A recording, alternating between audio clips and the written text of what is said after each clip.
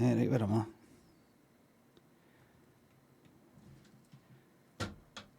Is there anything worse than somebody asking you if you're all right?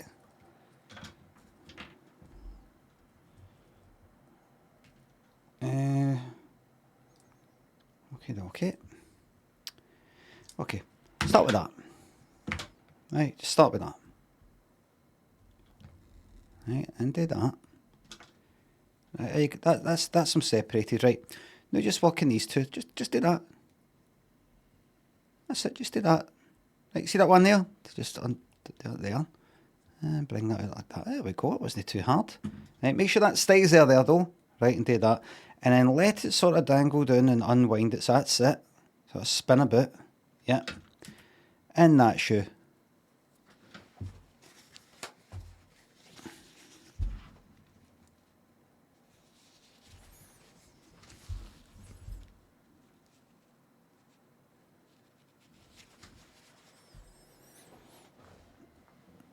Get wireless. I've got like there was some reason though to do that.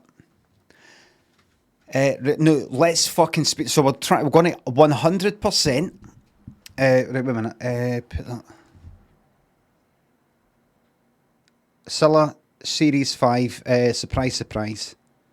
Let me just double check. Appears to be working. I can't hear it, but I can see it on the meter.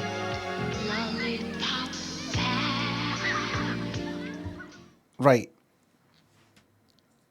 We've got 100%. That means any wee bits that we've missed, like in episode 3, we're going to make sure we hoover it all up. But everything else we're going to get right fucking on with it. Right on with it. Now, I've got a lot of... Right. Sean Leeds, mango juice. Brat Summer Blam. Ed, thanks for the subs. Ed59. Andrew Velo. Thanks for the subs. Glad you liked Elden. Surprise. David BK. Spiff. Desire Lines. Bid. Daryl. Thanks for the subs. Shout out to the mods. Patton. Yunmaw. Mystic. Thanks for the subs. Amelia. Welcome to the world.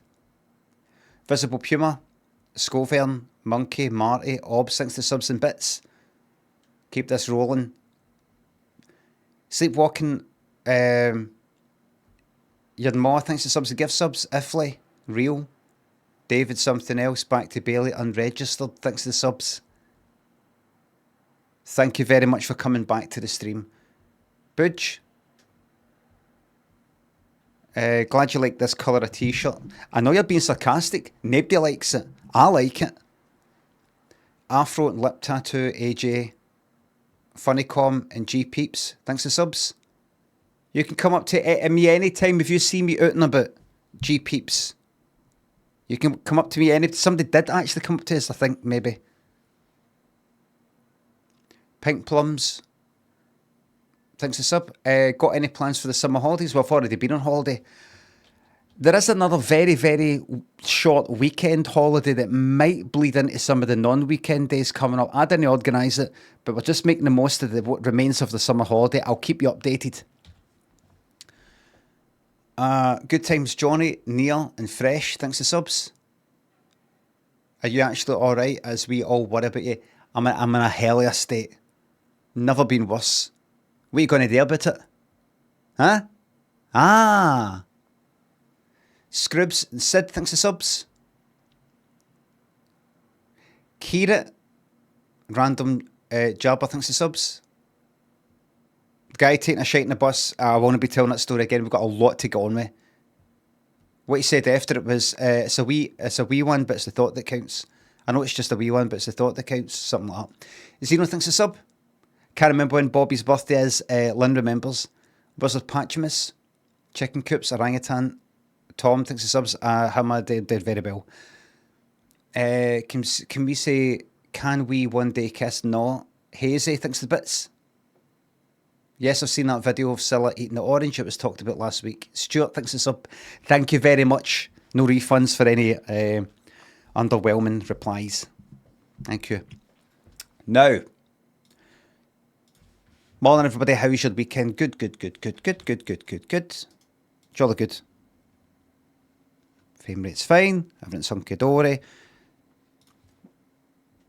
Let's move that up a wee bit. Let's move that there. Okay.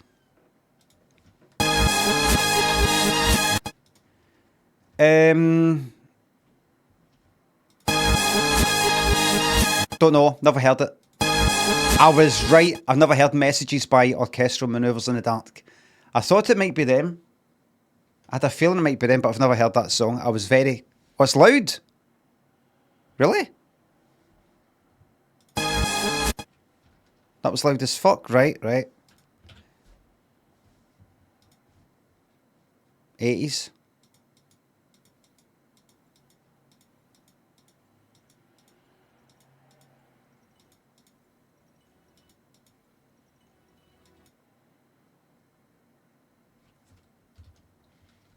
I can just hear something coming at the right ear slowly.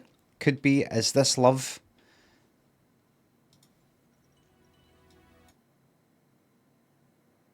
No, it's no. I think it is.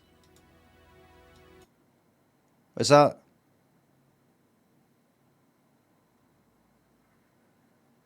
Living on a Prayer?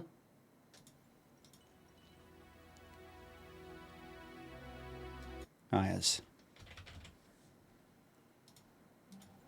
Yeah, right. 80s number ones.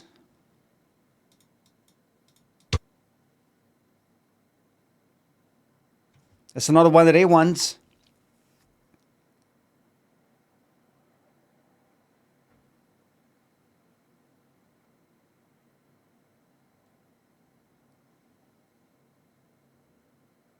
Remember I heard one and I was like, oh, that's Maneater. I mean, it turned out to be Maniac. But I thought originally it was maybe So Emotional by Whitney Houston. And I think I played So Emotional and it didn't start like that. I think that's So Emotional. Hold on.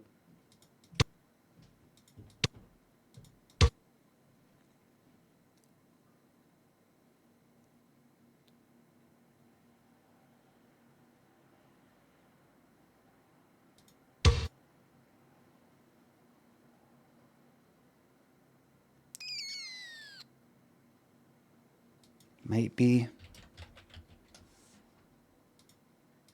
Yep. I just do. Woo.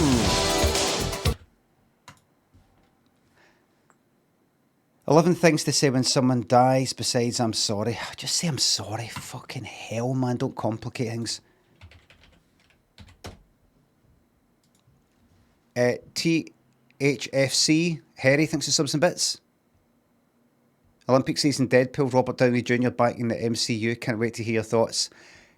I will come out with my thoughts about all that, about Robert Downey Jr. being back in Marvel playing Doctor Doom. What does it mean? Does it mean he, Tony Stark from another multiverse thing, universe thing, is Doctor Doom? Or the Doctor Doom something? It doesn't matter. None of it matters. As I said last night in my tweet, Marvel have completely fucked it. Very short-sighted. They had the whole world in their hands. They had the whole thing there, and they didn't think about what happens after this. We've got Spider-Man. He's kind of young. We've got him. What comes once we kill off Iron Man? What do we fucking do? What do we do when everybody's bored of the Hulk? What do we do when all we've got left is the dregs? What do we do? They didn't think. And now they're like, right, we'll bring him back as somebody else. They just didn't think. You don't fucking kill off your fucking characters.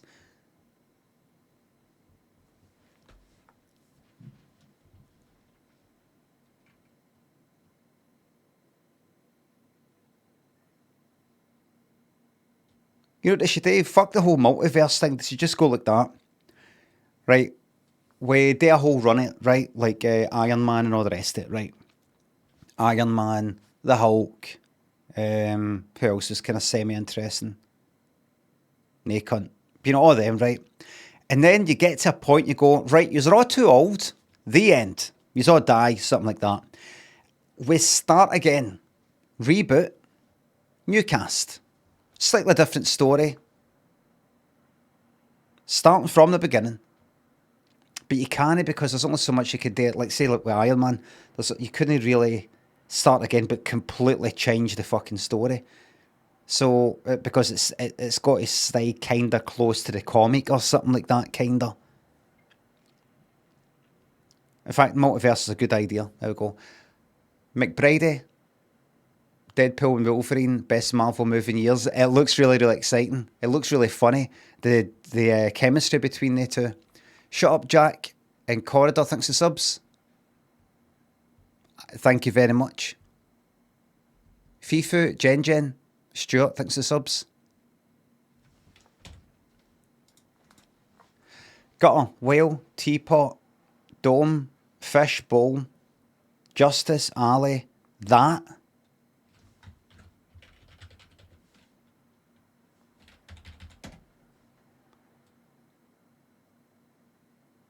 The application of the sol fa syllables to a musical scale or to a melody. What you mean? Is it that?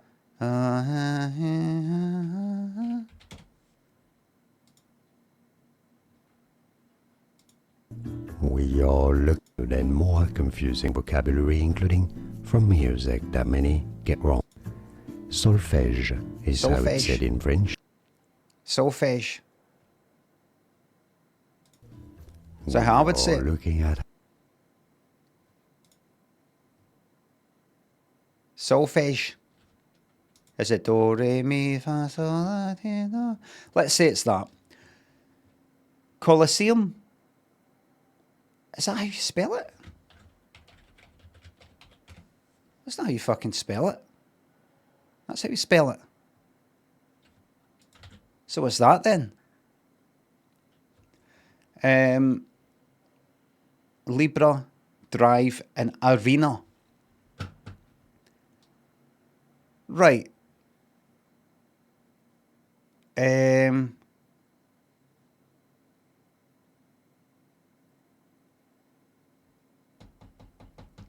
Few things look like kind of big venues. Coliseum. Maybe that Las Vegas one. Maybe there's a dome. Hollywood Bowl. An arena. Just do it for a giggle. Click on it. Who cares? Do it. Stadiums. There we are.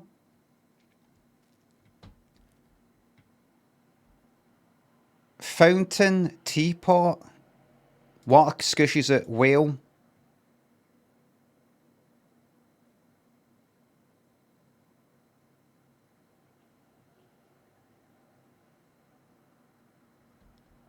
Fish. Aye, go for it, there. One away. Gutter.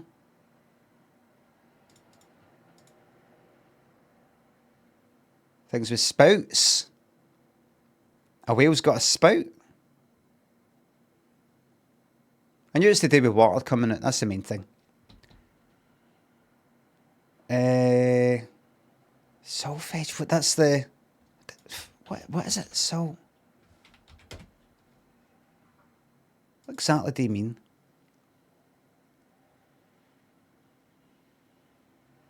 Singing exercise, especially using sol fa syllables. So,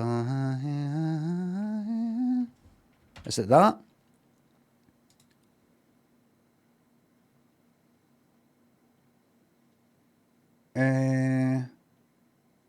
Re mi fa sol la. English speaking countries do re mi fa sol la. Right. Okay.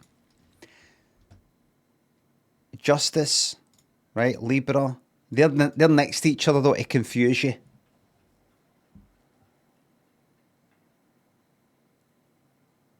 Ah, that's to do with scales. Scales of justice. Fish has got scales. Libra, but that's... Yeah, there we go. I thought because Justice and Libra were right next to each other, it was a trick. Because you think Justice, you think Scales, you think, oh, no, actually, maybe the connection was that easy, it seems fucking obvious. Court Lane, Dry Valley, kind of street things. Easy. That was an easy one, that. No. Very, very, very quickly do this. Very quickly. Place. Drive.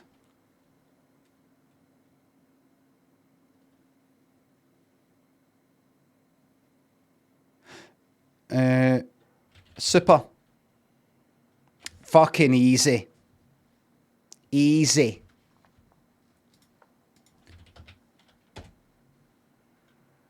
Latvia to France, out the way. Germany. Poland. Oops.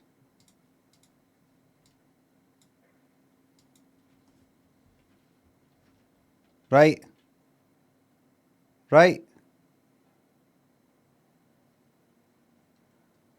All right. Ukraine. Fucking hell. Right. Right. So I've got Germany out there. Right. Right. You know what I'm going to do? I'm going to be a wee bit cheeky. I'm going to go run the way. No, I'm not. No, I'm not. Next to Poland is was it Latvia? That's Poland. Poland, think of all the fucking World War II stuff you fucking watched. This happened, then that happened, then this happened, then that happened, then this happened, then that happened, then this happened, then that happened. But you know what to try? Russia? Oh, that's it. There you go.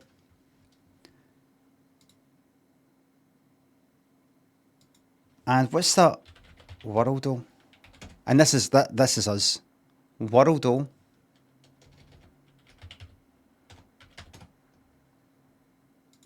I didn't mean Wordle.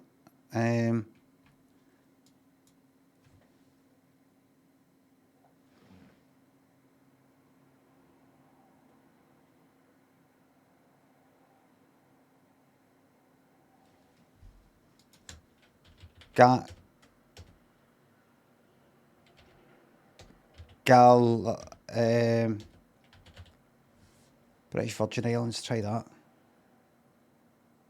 Oh, God, I don't fucking know. This will be something that I have never even heard of. Mexico. Just to get my bearings. Right, keep going all the way that way. Alright, so that'll be... Right, I'll do that. I'll go with Philippines for now. Right, go that way now. Right, go east. East of the fucking Philippines.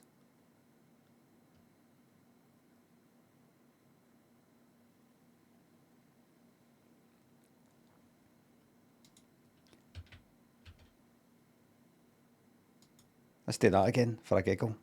No. No. No. No. United Kingdom. Ireland. Micronesia. Right. That's a country. That's like that. Are they in the Olympics? Right now?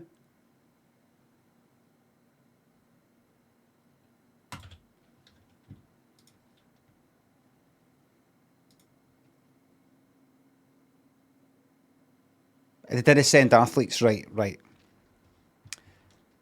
everybody, here's the deal. Hooray for Craig. J. Logan thinks of subs and bits. Saw Deadpool and Wolverine at the weekend, painful part or smelly bastard part. Shite, anything that's just trying to be funny. Especially stuff like that. It's just absolute fucking shite.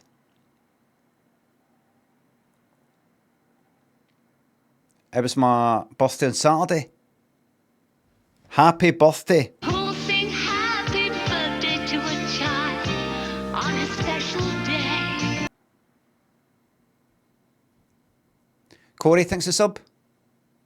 What's the worst accent you've heard in a film series? For me, has to be Charlie Hunman's Cockney accent in Green Street. Is that like the main gang member one? No, when at Green Street, what am I thinking of? No. I'm thinking of. Is it like Green Street Hooligans or something? No, the one that what's his name's in it? Frodo.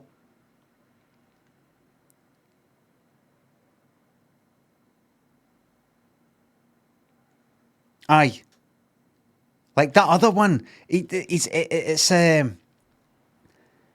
we watched that. Where were we watched that in fucking Bangkok. We were like, I don't know, a time to kill, obviously, because that's the whole fucking purpose. I thought, let's go and see a fucking film for the hell of it. And we watched that. Fucking shite. His acting, he's trying to act all kind of hard, and he did this thing. He was on a train. No Frodo, but that other one. The one that's kind of showing him about, you know, the football hooligan boss one. I can't remember his fucking name. He's showing him about, and he goes, the place is full of wankers. He did that, like he's on a train talking to him. Yeah, don't go around. It's full of wankers. He did that, but see the way he did that when saying wankers. It was like he's never done that in his life. I don't mean wank. He's never been like fucking wank. No, he didn't do it. It's all like, and they sort of lean and do that. It was weird. Get the clip up. That's not going to be happening. Pip Up thinks a sub. Tuco reminds me of you trolling when he's in the desert with Clint Eastwood off in the water. Eunice thinks of the bits. Any idea how I can get dumb as a rock ragdoll Bertie to use the cat flap?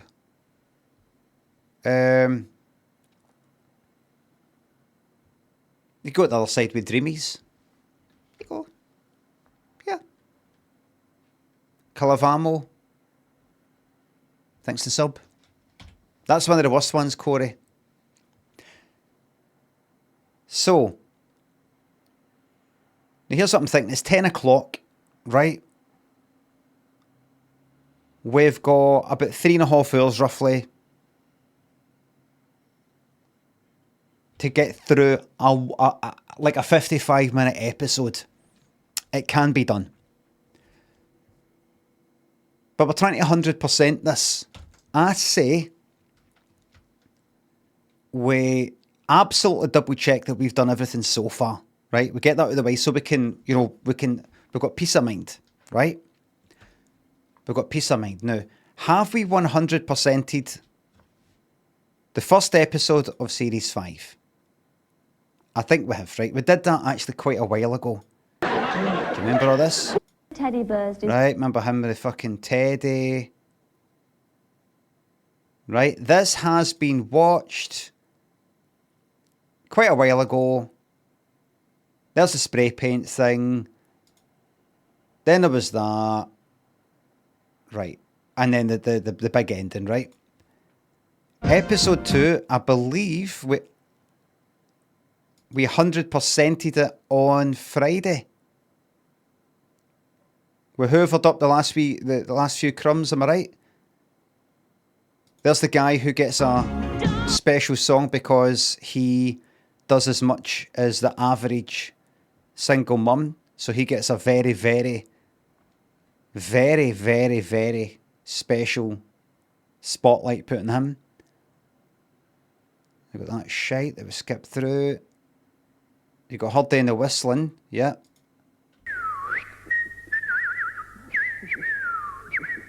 Right. And then you got that Scottish guy that was in EastEnders, and then the guy for, what was it? Who was that guy again?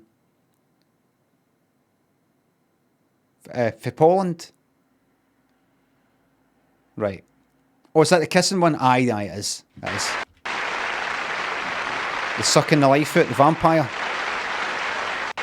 Sucking at the life force. Right.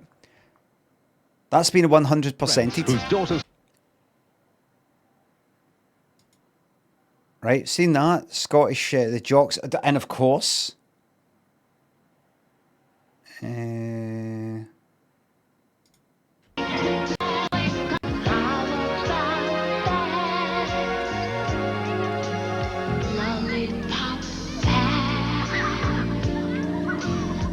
there's something fucking... See, it's her voice with that music. Now, I've got nothing against her. She's still gone, by the way. It's the pure close-up of this smile with the light, you know, the kind of light there, and it's got a bit of kind of... It's gone into the camera a wee bit, so you've got that kind of low contrast way when the light, the sun goes into the camera. And the... It's so fucking, I don't know what you call it, naff, cheesy, corny. And her like that.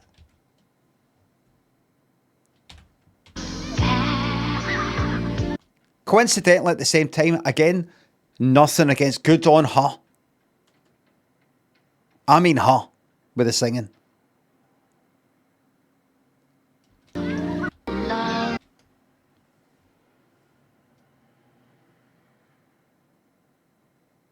Hold on. Sing. Oh, it's fine. No, it's fine. Fine. The lyrics are so bad, like they've been written by the kids. Aye. Motorists. Right, that's been seen. Bed of Nails. With the Wayne acting like fuck. Speaking on the Haggis phone. Can't remember him, but we did see him. Wait. Person who wanted to sing in a choir, is that right?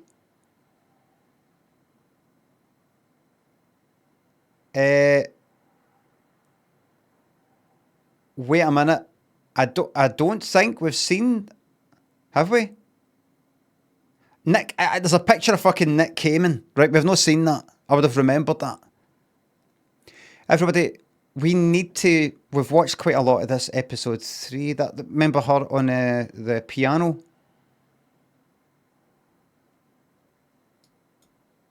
For Friday, what was that again? Aye, right. We've seen that, but we've not 100%ed the episode. We need to know. Now I'm going to make an executive decision, everybody. Executive decision. And that is, see if they're just singing in a fucking choir and that's it.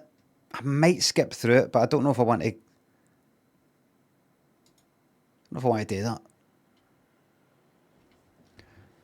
Smells Like Tweed Spirit, thanks a sub.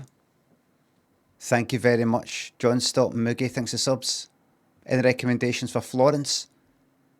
I think there's some statues and paintings. Cilla, thanks a sub.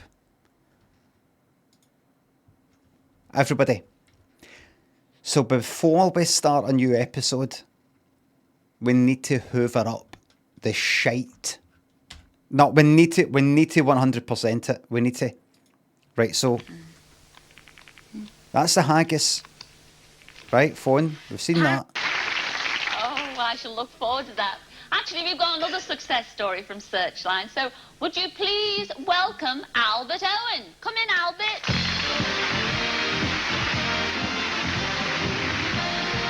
We're back, everybody. Let's get on with work. I'm Get the fucking heat done. Heat done. That's one for the blooper reel. Get the heat done. We've seen him. I'm not sure. Oh, it's lovely to meet you. Now, Albert, you were watching the show a couple of weeks back, weren't you? Yes.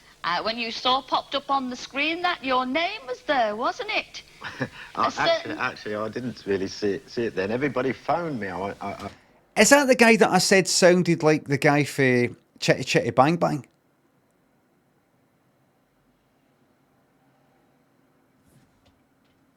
Right. Well, here's a picture of you taken over 40-odd years ago, taken together. Right, right. Well, all right. Oh, God. Yeah. Wait. Tickets to go to Italy, all right. Tickets to go to Italy, and then he asks again, didn't he? Oh, God. Yeah. He double checks. The hotel and everything. Hotel and everything.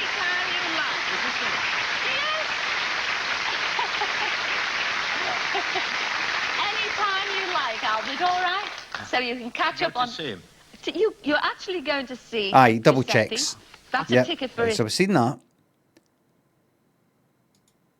Would like to donate it to a charity auction to help raise the money to buy a brain scanner for the Victoria Hospital in his hometown of Blackwood. On Boxing Day of 1960, We need to watch this to 100% it, I'm afraid. I heard a baby crying outside and found a baby on my doorstep in a baked bean box. I What? took him in and phoned the police, where they took him to Hillingdon Hospital. Being Christmas, they named him Christopher. I would dearly like to meet you again, so if you are out there, Christopher, please get in touch with Searchline, where I will be waiting to see you. Yes, we all hope you do get in touch, and our researchers will be waiting for all your calls tonight until 10 o'clock on... I've got this to say. If they don't find that Wayne and bring them on the program and all the rest of it, fuck this whole fucking series. I mean, I'm still going to keep watching it, but the whole system, fuck the whole system. Am I right? Was this not in Long Lost Family recently? Somebody said that about something, but you know, is it this? Davina found him. Bollocks. Really?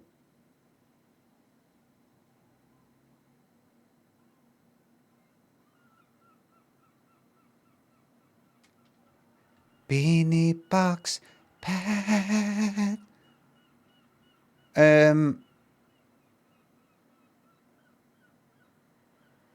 It was on Long Lost Family Death, what I remember. Really? Long Lost Family. Surprise.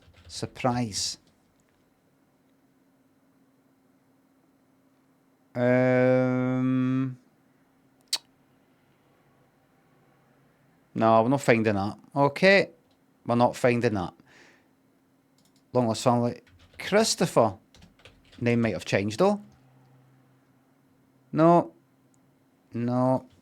Davina. No. Beans.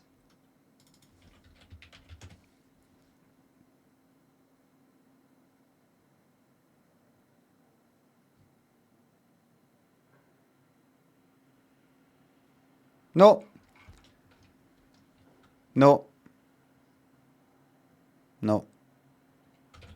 That could have been one of the ones I was just looking at there. No way to know. Jack and Skull, thanks for subs. Hello there in Sydney.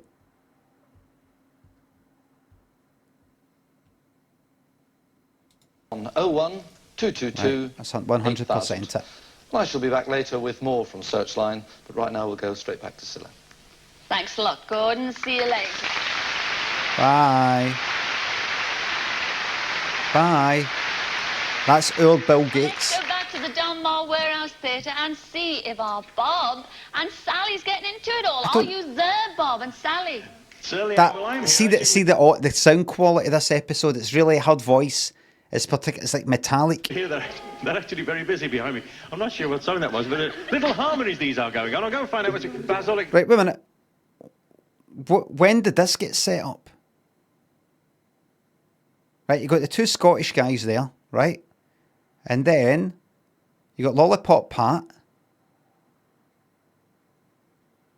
Lollipop Pat, Lollipop Pat, da da da da da da da.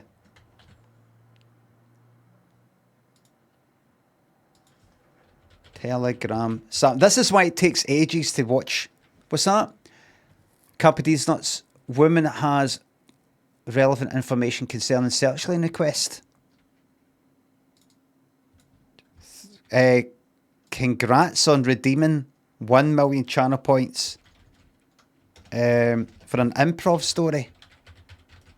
Just going to paste that right in.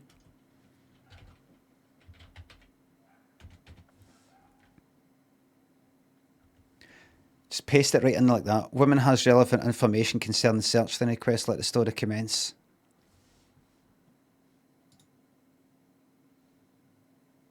What's that at 26? Put that on. Do that. Let the story commence. A woman was watching Surprise, Surprise, and there was a thing on it. If you have relevant information regarding this thing, phone up. So she phoned up, and she said, it's about the baby that was left in a baked bean box. Was found safe. Police taken into, I don't know, called Christopher because it's Christmas Day or something like that. And you're looking to the woman's trying to find that boy who discovered the baby. I have relevant information. Okay, that's fantastic. Can I take your name first of all? My name's Mary. Right. Merry Christmas.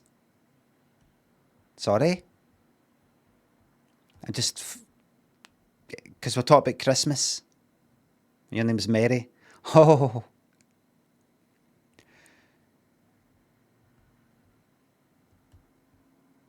So, you have information then. On you go then. Well, the reason why I know is, and I know who the boy is, and I've got information to reunite. I think I know who it is, and if it asks me to get in touch, and this is going to be very, very emotional and fantastic. And the person at Surprise, Surprise said, can I just stop you right there? And Mary went like, yes. And the person at Surprise, Surprise said, I just want to remind you of something.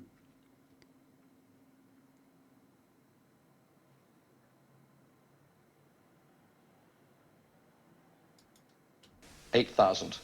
Well, I shall be back later with more from Searchline, but right now we'll go straight back for all your calls. Yes, we all hope you do get in touch, and our researchers will be waiting for all your calls tonight until 10 o'clock on... It's actually just turned 10. Oh, that's right. It's a bit late. So we're going to have to leave the call there. And Mary went, but I'm just about to tell you. You know, I said, well, you're going to have to write in. Or maybe wait until next week's episode. I don't know, but we'll probably be busy with that week's episode. People phoning up about that ones, you know, we don't want a big backlog. And Mary said, I want to be able to write in. I've got some trouble, you know, because I'm quite old and I've got trouble with my fingers writing. I don't have all right. I see, well, there's nothing I could really do to help you. As I said, we're leaving now for the night. It's rather late. And Mary said, well, so if I write in, I don't think, you see, I don't think I'll have time. Well, not only my fingers fucked, but I'm dying. And they went, right, that's terrible. Perhaps maybe somebody, if you could pass that information on to them, and then they, after you pass, can then pass it on to us, and that'll give an extra sadness to the story. Mary went, well, I don't, and the woman said, I have to go now, okay? I have to go. And Mary went, can you not just hold on for just, would you mind, and the woman went like, would you mind not talking to me like that? You're becoming rather aggressive. And the old woman was like, I've never been aggressive to anybody in my life. I don't, could you calm down, please? Miss, madam. Could you please watch your tone, please? This is breaking my heart, sweetheart. I just know that this wee boy wants to find the person that... Right, I'm hanging up now. I'm hanging up now. It's the union rules.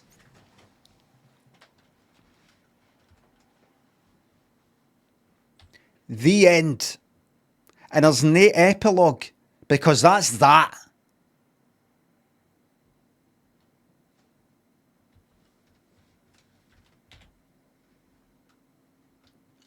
Almighty Floater, Zombie, Andy, thanks for subs. Jack, thanks for sub. 62 months, fucking hell, what a sad case. What's a sad case I'm? It was true. How'd I know? Oh, Christopher. Sharp, thanks for sub. Painting a room this morning whilst tuning in. Give me some words of encouragement. Every bit of paint you put in that wall, you're one bit closer to getting it done. Gartoons, thanks for the sub.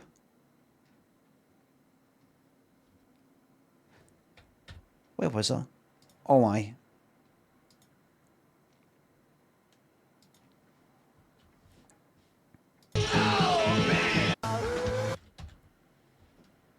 Do you know how he died? Crashed a motor. Car crash. Right into a glazier's van, and the glass slid down and cut his head right off, and it went like that. Ba-dum. I remember seeing it, and like landed on sand or something. I remember it. Now I'm not thinking of the, you're thinking of the Omen 2. It's fucking Omen, the first one, you daft cunt. The Clark Love, thanks to sub. Bootstrap Shaker Maker, Mince and Tatties. Omen 2 is the one with the lift. Cuts right through them. Fasten, thanks for the bits. Thanks for subs. Neck Tattoo Fund. Oh, aye, from our Masculinity podcast. Cartoons, thanks for the sub. I was thinking the other day, listen, never underestimate the power, never forget the power of hairspray. To all you lads out there, put stuff in your hair and all the rest of it. Never forget hairspray. I use paste, but Mango Boy, as well as that. Nah, wax, says Sidwise. No, you don't use the hairspray to style. You use it to fix. It will not move after the hairspray.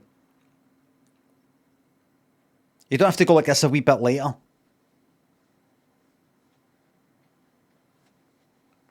That's it. Quite simple. But I was thinking there'll be a lot of lads out there who don't want to touch hairspray because they think it's a bit too, I don't know, womany or something. They're scared that they're going to buy some hairspray and it smells like perfume and it'll fuck with their head. So I was thinking they should make hairspray for men.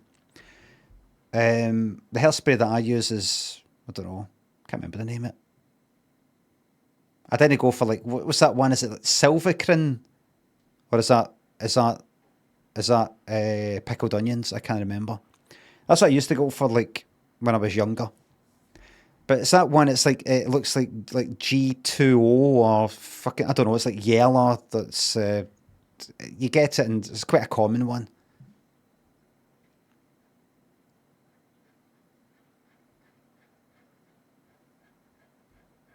Got to be is what it is, right? So I just went like that. I just sort of glanced at it. But you need one for men who, you know, they've got a bit of a problem with that. So I was thinking hairspray for men. A bit like water for men. It's like you could put in like a kind of, the smell is like kind of, I was thinking this, where was I walking? I was wanting to go for lunch and I thought, I bet it's walking under a fucking bridge. Sawdust sort of smell, you know, like musky sawdust. You know, like Dolce & Gabbana, the one, or Gucci, I don't know, it's Envy maybe or something, or a lot of these fucking oud wood, whatever you say it, you know, they ones, tobacco, cigar. But sawdust, get that sawdust smell, because sawdust, what does it make you think of? Two things. Chopping down trees to build a house in the forest for your family, to protect them from bears, which you'd step out of there to fight the bears if it came to it, because you're a man.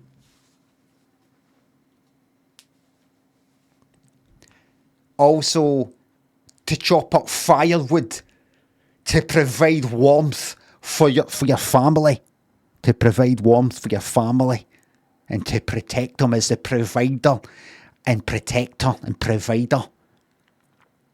Provider and protector and provider to protect your family. And another thing is, the actual sawdust though. What causes sawdust?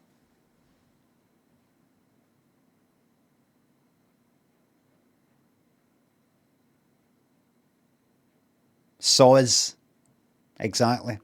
So that's sawing the wood, or the actual machinery, you know, the saw that you know.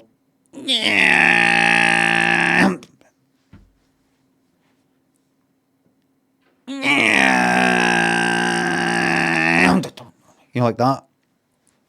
So that's you thinking of like a wee kind of workshop, 5 guys working there, small business, sawdust fucking everywhere, polystyrene cups maybe, cups with like rings are in it, you know, like fucking coffee rings are in it. You go to the toilet, it's not been flushed. Pish on pish on pish. Pish rings. My dad had a fucking workshop. He had he started like a kind of windy company thing, employed like my uncles and my brother and all the rest of it. I think he was still signing on as well. And that's what that was like.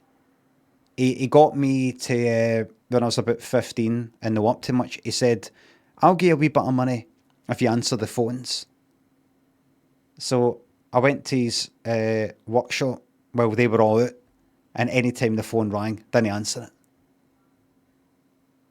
Scared of answering the phone. Didn't answer it. Did nobody phone? Nobody at all? Because I've been waiting for a call. No. Just sat about doing fuck all. And this is before, you know, having a computer sitting about, internet, looking at a mobile. I don't know what the fuck I was doing. First thing I just thought there was I wanking? Was I wanking all day? No. Not even got a memory of that. I don't know what was it. The radio. I remember the radio. I remember LSI by the Shaman. Was it like number 2 at the time or something? I think. So when would that have been? 16 maybe.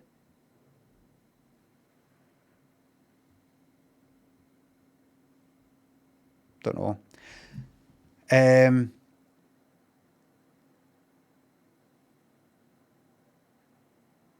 Smell of sawdust. Cups. cups with fucking tea and coffee or whatever sitting there that had been sitting there for ages. Toilet was never flushed. Had rings around different bits of it, that, you know, the pan and inside where like the pish had been sort of sitting there at that level and no flushed, or down there at that level and no been flushed for ages. In fact, it's probably no everywhere because it wouldn't happen that physics wise. But that was it, just kind of minging.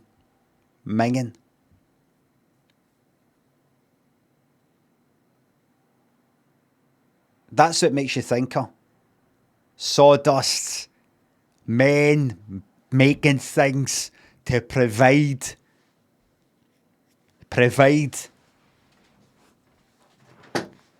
I think we make a hairspray, put a sawdust smell in there, a wee bit of BO, wee bit of cigar, leather, as in like a really good quality, tough leather wallet. No wee purse with sequins on it, but a really tough leather wallet that you've had for 30 years. Really, really tough. And no that new leather, the old leather. Diesel. Maybe a bit of gunpowder. Men are known for like wars and things like that, and violence. Blood, maybe. Maybe a wee bit of blood. Blood of other people. Other people's blood. No yours, because you don't get scratched. No good. You get touched. Other people's blood covered in it. WD-40.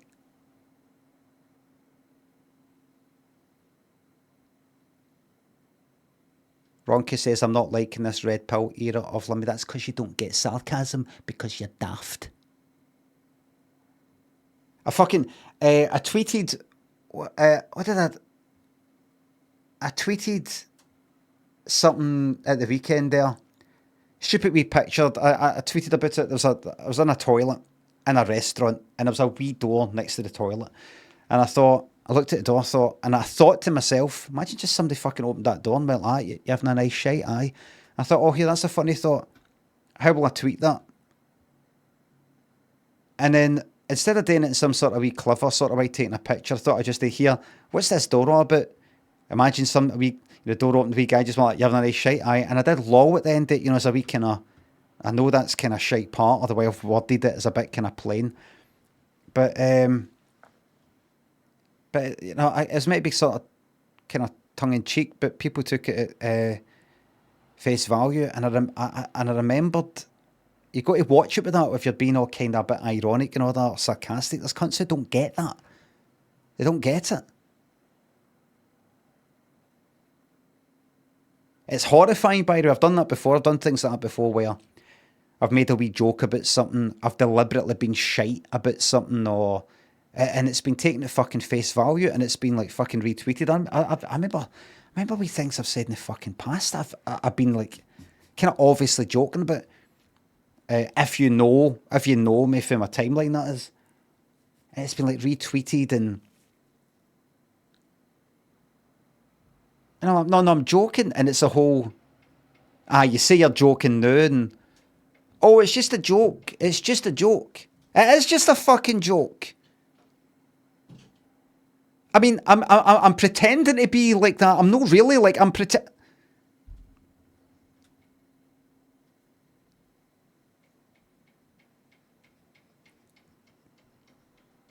I mean, in the way that, what I just said there, all that stuff about hairspray for men.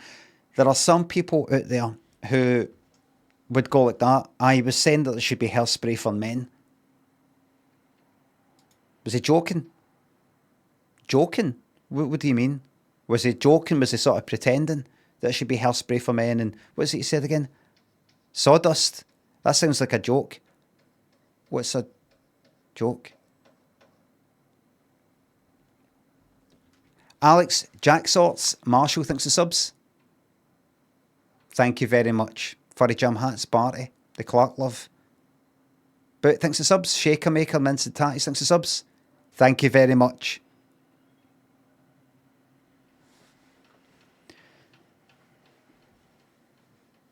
Could make a fortune though. Hairspray for men.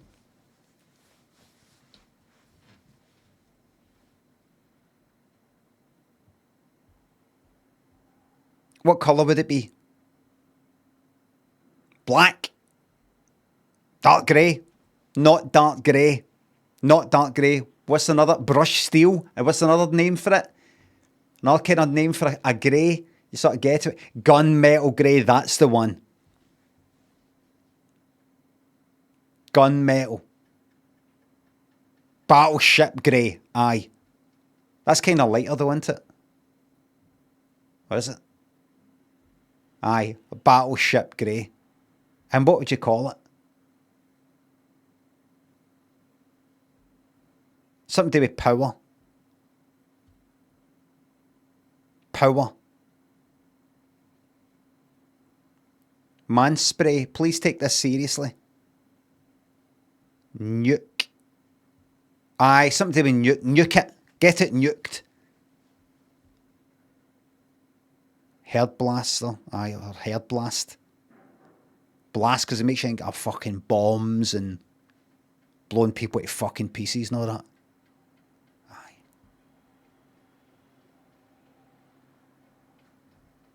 Or force, something to do with force. Fucking holding it in place. Fucking don't move. Like that. Like that.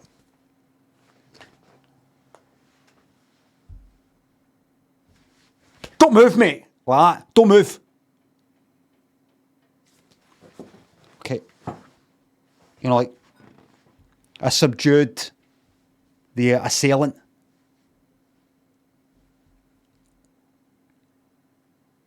Was that guy was running up to his women and children with a samurai sword and a bomb and a sniper rifle, and I subdued him using force. What about force blast?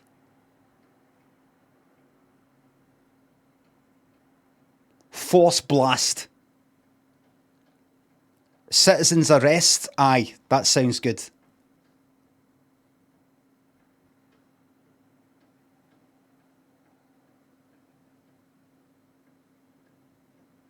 That sounds good. Royal Hair Force. You can put the word royal on something, can't you? Royal Family are going to get in touch going, actually, that's our name, that's trademarked. Call it fighting. Aye, fight. Because your hair's kind of weak.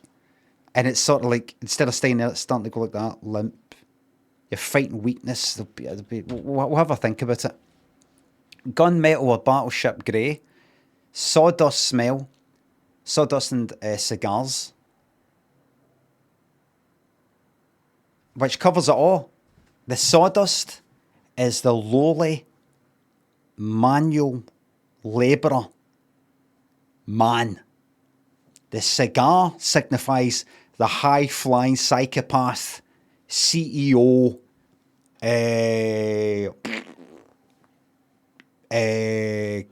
multi-billion, fucking, destroyer of the world sort of thing. Covers a lot. But then you need one more thing, and the enlightened man. Manual, high-flying psychopath, but also spiritual, in touch with what's actually important, the things you've got to think about. Actually, if you think about it, if you actually sort of read these things, if you read these things, whiskey, a type of whiskey though, an expensive whiskey that you drink, no, cannabis, a tiny wee bit of cannabis in it to show, listen, I like a wee puff now and again, sort of change my, things I think about. That's a lot. That covers a lot. That covers it all. Sawdust, cigar, cannabis. That's every man there.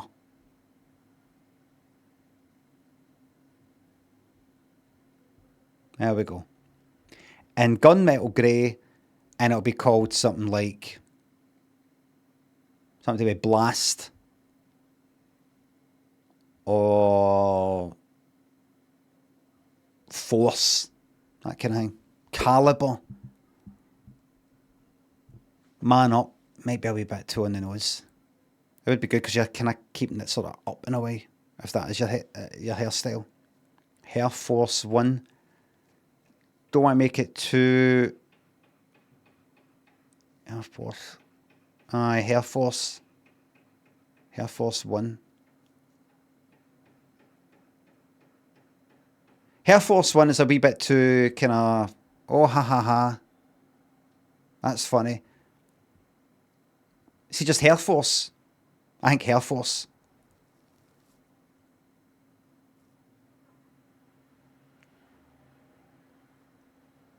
But maybe don't make it too like military, like the Hair Force, the actual like that logo. Make it just slightly like aerial round or something like that. Just so. How'd you spell it? Aerial rounded.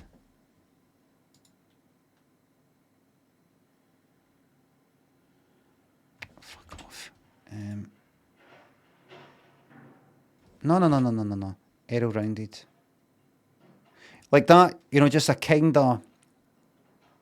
That bit in caps. So like this. You know, something like that. So it's got slightly round, see how the edge...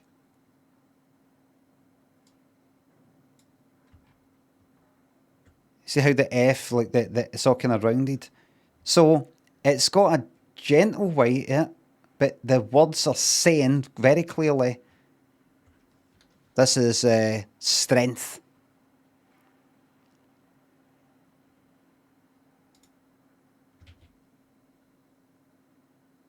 And that will also be good for men who maybe think, do I look hard enough? I don't think I look hard enough. They can go like that. Well, just like the font or the typeface on my hairspray. It's round, soft, but the actual meaning, Air Force, is strength and brutality. And that's like me. I might look like this on the outside, but to my core, you know, don't fuck with me. You know, don't fuck with me and my family. It doesn't matter, I've not got a family yet, but potentially. Artisha, Alex, Guy Twitchy, George, you think's the subs? Thank you for that. That's fine. Thank you very much. Thanks, Guy Twitchy. I get it. Alex, Jack Sots thinks the subs. Right, come on, let's go on, mate. This is why it takes us too fucking long to get through these episodes. We're not even on the main episode. Right, where are we? Right, so there she is. We need to know if 100%ed it. Right. They're actually very busy behind me. I'm not sure what song that was, but little harmonies these are going on. I'll go and find out what's... Basil, this is Basil, by the way. This is... Hello, Basil. Lawrence here is looking after them all. How's it all going, Lawrence? Very well, thank you. How's Sally doing? Doing very well. You enjoying it? Tremendously. She told me before, actually, that she hadn't been practicing any voice movements or anything for a long, long time, so you're a bit worried about it, weren't you? Not really. Getting used to it. Fine. See, what we've actually missed at the start, and we'll maybe have to come back and hoover this up later, is when they actually met her saying, oh, I want to sing in a choir.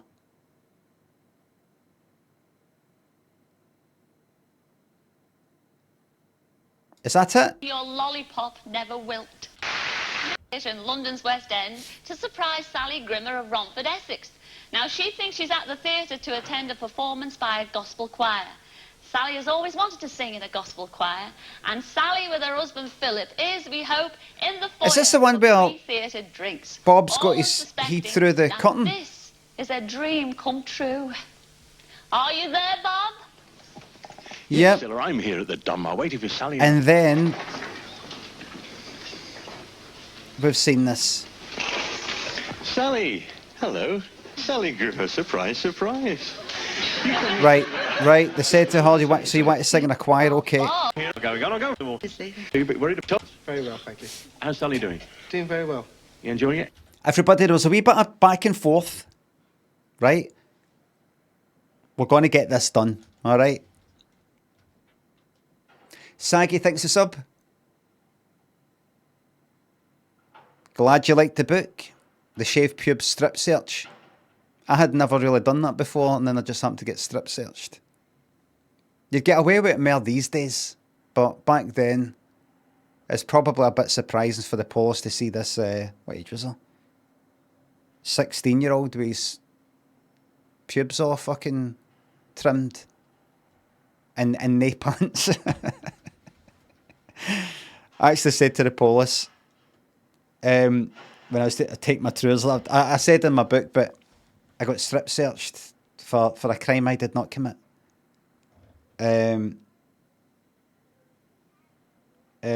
Because I didn't wear pants back then, I had a pair of like white denims on or something. Because I was so clean, didn't matter. And before I took my trousers on, even though I knew it was a strip search, I said to the police, I've not got anything on under this. Or not got any pants on. And like that. Right. And I took my denims off. It was to kind of forewarn them. Like, you're probably expecting when I pull these trousers down and you check the trousers, then you prepare yourself for the pants come down. You've probably done it a million times before. But I just kind of wanted to go like that.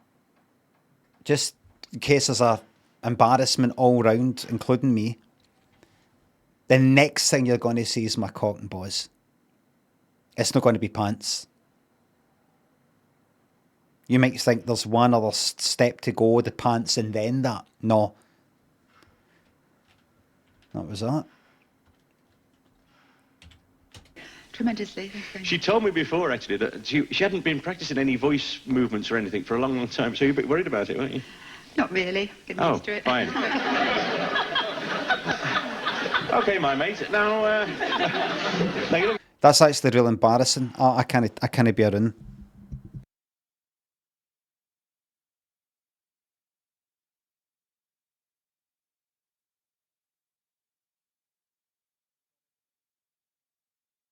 Sorry, everybody. I found that a wee bit embarrassing that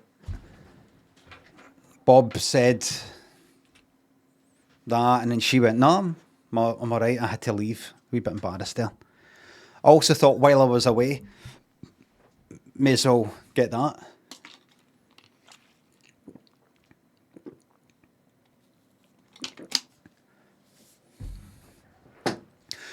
Plastic container for the water is bad. Oh. Don't tell me. So what? No, stick with surprise. Lazy all day. Why is that then? Use metal. I'll do what I want. Lazy all day. What will happen then if I use plastic? It decays over time. Tell me what happens.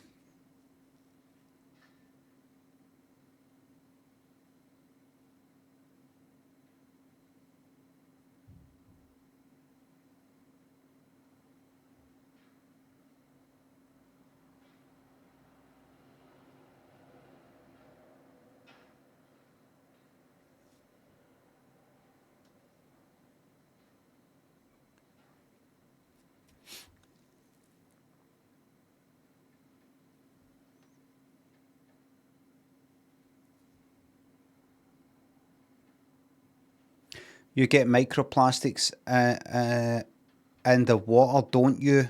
Well, I don't know, you're telling me. And what happens then? Ultimately, what happens? I get these plastics in my whatever, fucking lungs, belly, whatever it is. Then what happens?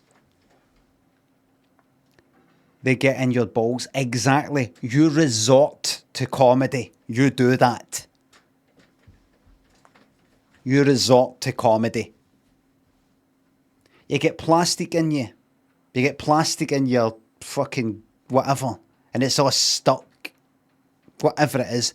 And what?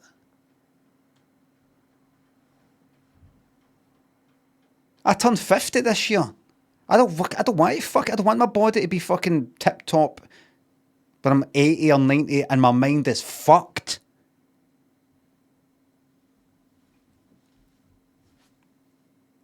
I want to be coughing up fucking blood when I'm 70 to time it with the mental decline. Ben, thanks to sub. You're not thinking about the big game, the big picture, the whole. Your mind is probably going to be fucked by a certain age, whether your body's fine or not. Now, how long do you want that to go on for? But you know, like to sort of euthanize yourself in advance, you know, by setting up certain things like maybe contaminate yourself with plastic, or would you know, like to take yourself out the game in advance? That's my personal plan. As long as it doesn't make me feel bad up till that point, I don't care. That's why I wouldn't like smoke, for example, because I'd feel shite and I'd have an addiction that I'd have to fucking feed all the way up to that point. Anyway. Looking forward to doing the actual thing. Very much so, yes. I must say, As long as I'm generally alright, and then one day I just start wheezing. hey Bob, Sally looks totally relaxed because when you first hit her, I mean, Sally looked totally gobsmacked then. Are you relaxed now, Chuck? I am. Oh, well, we wish you the best of luck. Thank you very much, Cilla. Keep all that rehearsing up, will you? Yes, Did you say how? What is that the word they've got for the term they've got for the surprise? Another little surprise here is that a little bird has told me that it's Sally's anniversary today. Is that right? Ah. Well, at the end of the month, actually. End of the month. Yes. Well, Philip here, come in, Philip. He's got a little something to. Constant mistakes. So you're quite nervous because you've not really done this for a while. No, I'm alright. It's your anniversary, isn't it? End of the month.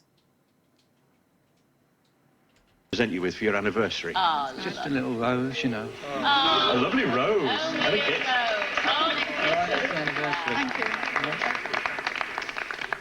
But he can't join in the singing anyway, Cilla, because he's not allowed. It's only Sally that's joining the singing. Anyway, it's about time these. Very good guys come back to programme, rehearsal, this. don't you? yes, A lot I'm of work to dying do. to hear the finished thing. Sally, good luck to you. We'll come back to you later, all right, Chuck? Cilla. Another harmony. Come on. We'll see you later. Oh, super. Very good. Great programme. Really warm. All warmth in it. Well, now, as you've seen, we have person appeals on Searchline. Well, in our audience tonight, sitting... How's the volume? Because see, as I said, see the sound quality of this. It's got a right, yeah. Volume's good, right? with two of his daughters is a gentleman who's about to make one. Where are you, Albert Woods? Where are I'm sorry, what was that? personal appeals on Searchline? Well, in our audience tonight, sitting with two of his daughters is a gentleman who's about to make one. A gentleman about to make a daughter? Where are you, Albert Woods? Where are you, Chuck? Come on, would you like to An appeal? Right, aye.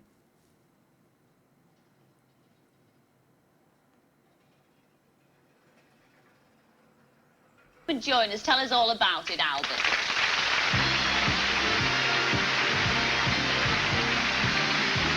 Yeah, that's some fucking high up. That's a high up fucking waist band that. You know. That's it. That's how high up I've got my denims. Look at that. That's practically up to his fucking nipples.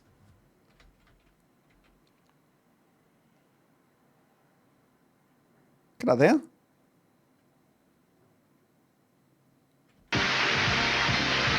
Fuck me. Hold on.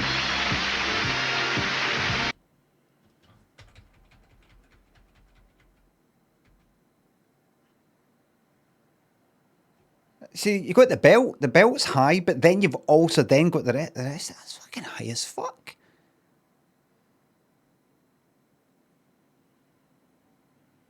That'll be comfy though. Very comfy. Albert, how'd you do, lad? All right? Have a sit down there, Chuck. Now, Albert, this is what you know all about this Searchline, don't you? I do. Because you're desperate to find your butcher's boy. That's right. Is that right? Now, oh, years and years ago, how many years since you've seen Bob? Oh dear. So that's what I'll be sounding like with this plastic bottle. Now, oh, years and years ago, how many years since you've seen Bob?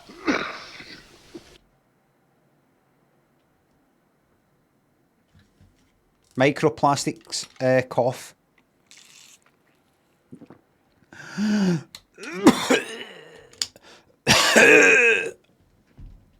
Oh, years and years ago, how many years since you've seen Bob?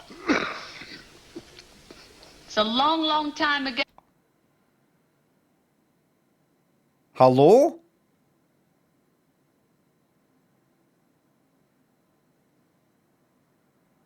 Since you've seen Bob. It's a long, long time ago. 50. 50. No, Could you... about Well, I'll... 46. Cilla, for fuck's sake, would you let me think?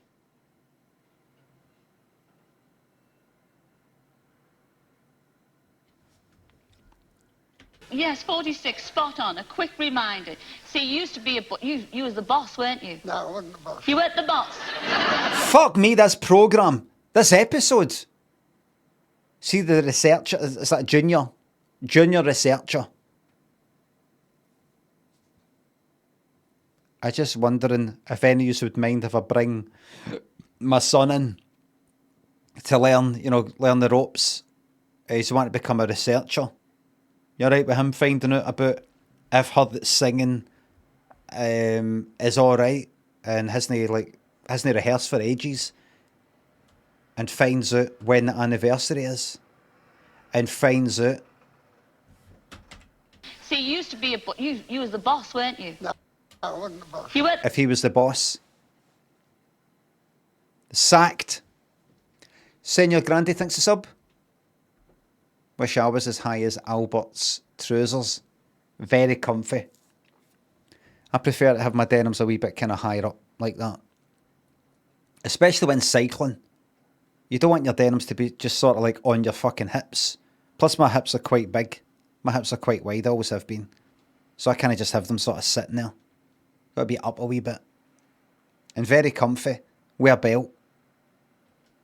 The boss. No, I was a worker. You were the worker. But young Bob was your butcher's boy. Well, he was a lad that worked with me. Right. So you're sort of a boss over young Bob, weren't Well, we say that. Yes, but you're a worker, and a lovely work as well. Well, we'll say that if you insist. But I wasn't the boss. Or a boss. I was not a boss. Or the boss. The fuck is a butcher's boy? Now, the butcher's that you worked at was in Clapham Junction, is that right? That's right. Yes, and you've been looking for this butcher's boy for so long. If it's not too rude to ask, how old are you? I used to be 85, under 30 of this month. 85, isn't that right? Oh, fucking 5. Well, you're 85. You must realise you're butcher's boy. Must be about 70. He's 75, your butcher's boy. Yes. Where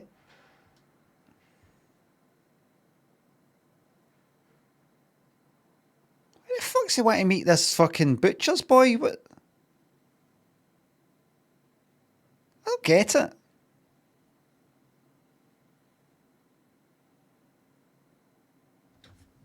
I mean, obviously, I could use my imagination. I mean, one of the first thoughts that popped in my mind, but is that not like me, like going on surprise, and saying, I want to meet up with, I was working in this web company doing websites, and there was a, somebody came in on a fucking placement.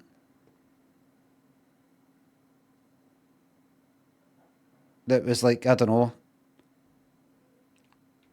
10 years younger than me or something like that.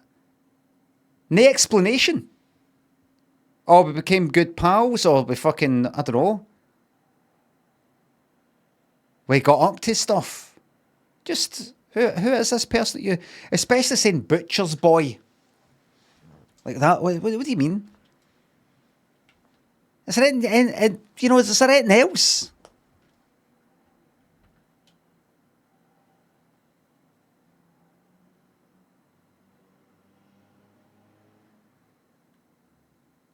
Maybe I've just, my mind's slotting into certain like wee boxes, right? You've either made a friendship with somebody, right? You've had some sort of romantic or sexual relationship with them. I mean, if it's not a family member, right? Just that's kind of it. There's, what else is there? Kind of that's about it, isn't it?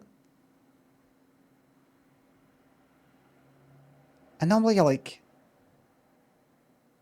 pally with somebody that's maybe what you in your fucking 30s, or the 20s, I don't know, we're 20s, they're fucking teenagers, what?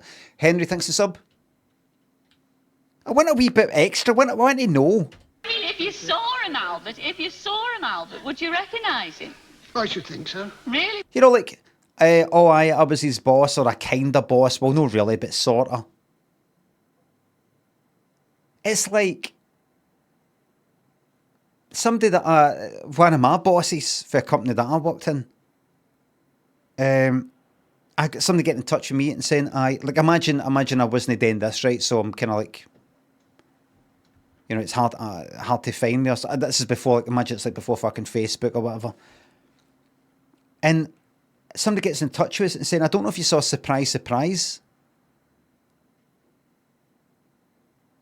No, what was it? I think they were asking for you. It was on a Searchline thing they've got. What is it? You know how you used to work in that web company? Aye. You know that boss you had? Aye, what about him? He's looking for you. Right? What for? Wants to sort of meet up with you.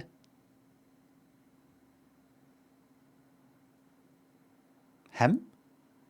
But did you know used to get on? Aye, but... So?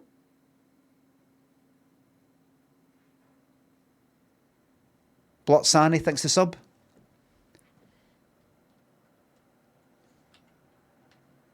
It's not like, I want to meet up with my old army fucking colleague. We were in the trenches together, nearly getting our head blown off. Pat the Baker thinks the sub. Well, we'll soon find out, because he's coming on now. Come in, Bob Hazelgrove. Come in, Bob. Great stuff. Right, now, stories, please.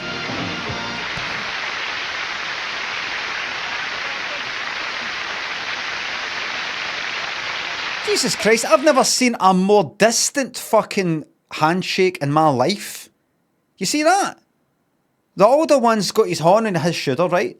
The younger one, the butcher's boy, is like that.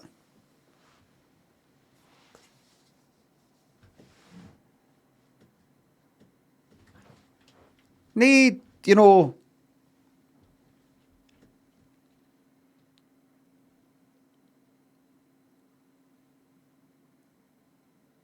I wonder. This is maybe how you had to be.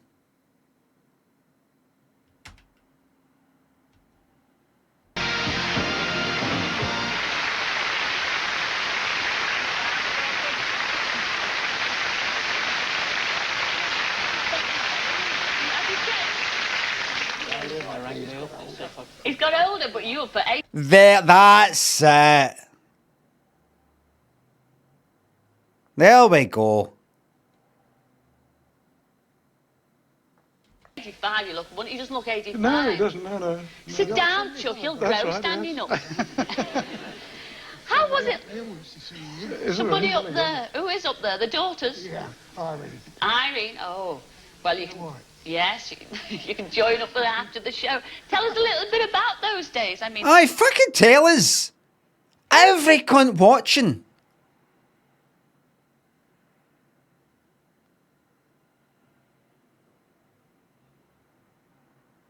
I mean, see, even if they just went like that. No, butcher. What the fuck is a butcher's boy?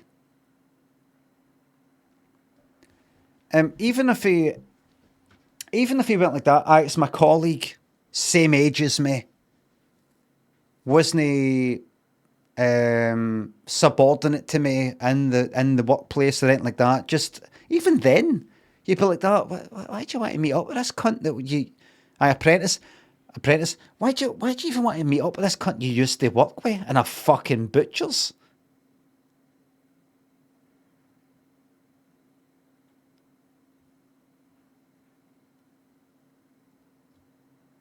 It's got to be merit. The price of meat must have changed. Come on, Bob, tell us how much was a pound of steak? A pound of steak was about a shilling, wasn't it? Nice. Shilling? Pound of what? Steak. Can you believe that? Pound of steak. Would be 1 and 8 pence. Oh, pound. 1 and 8. They're arguing already. Steak would be about a shilling. A shilling. Well, that in the new money. Would be about 4.8. 4.8. I can't work that. I can just about work a shilling out. That's Mate, the guy that you've been looking for is here. Hello? He's just like that. That'd be one. Are you alright? Why were you like that with me on the programme? You're kind of, I had to play it, got to play it kind of cool. It would be about 4.8. 4.8. I can't work that. I can just about work a shilling out. That's about 5p. Wouldn't it be wonderful, girls, if we could buy a pound of steak for 5p? Wouldn't it be marvellous? And if you came to about 9 o'clock, you could give it away practically. Oh, what? Because they only had ice fridges in those days. Nowadays, they're not even open at 9 o'clock, are they? Some of them. I mean, Christmas time, we used to work practically 24 hours round. Yes. There'd be a barrel of beer in the corner and sandwiches over in this corner. Wait a minute, I'm getting it. Bonus then.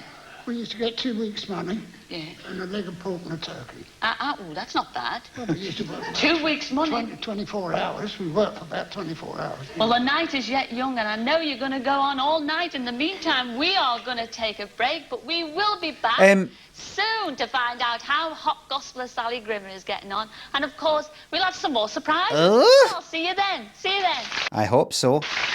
There we go. That's it. We'll have some more surprises. Because I was like, wait, what's he doing? He's fucking got...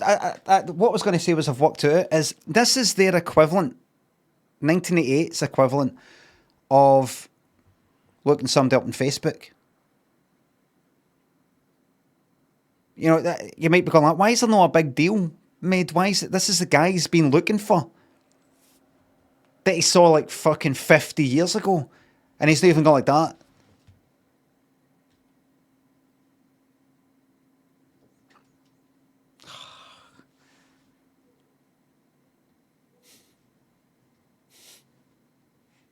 He's like that.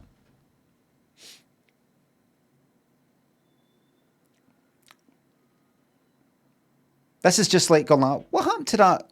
It's not like I really want to meet up with him.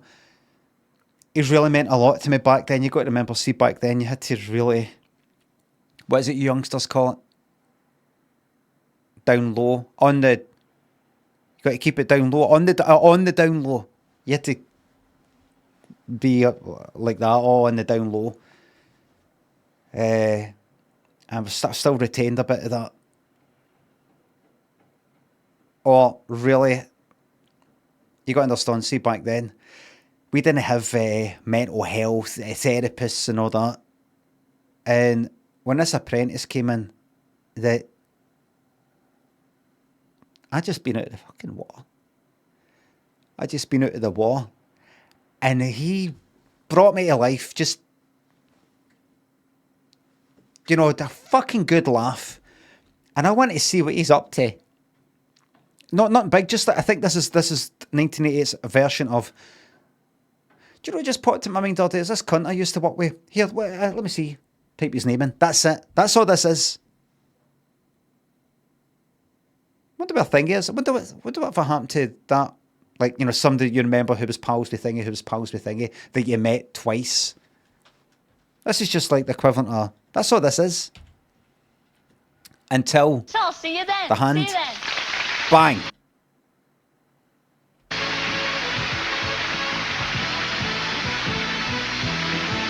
And then vanished. Right. Hello and welcome back to Surprise, Surprise. Now then, how many of you recognise this good-looking man? Fucking yes, man. Nick Kamen, who has sadly passed. The Thick Mac and Ben thinks the subs. Was there ever a sketch you cut that you wish you'd included in the show?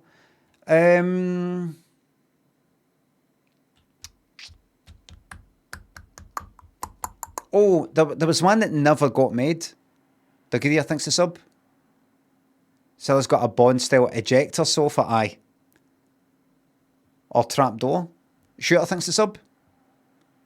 Where you get a Joe Halberd tattoo. I'm going to get one right here.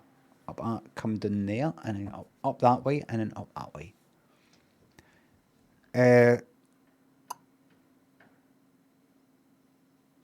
What was I talking about? Aye, there was one called Aye Missy that I kept wanting to do. It was the toothbrush one, the toothpaste one. The song Aye Missy, or maybe it's just called Aye Missy, by Modern Romance. Aye Missy.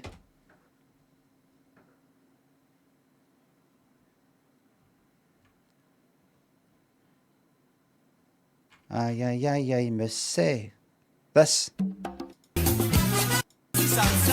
Terrible quality.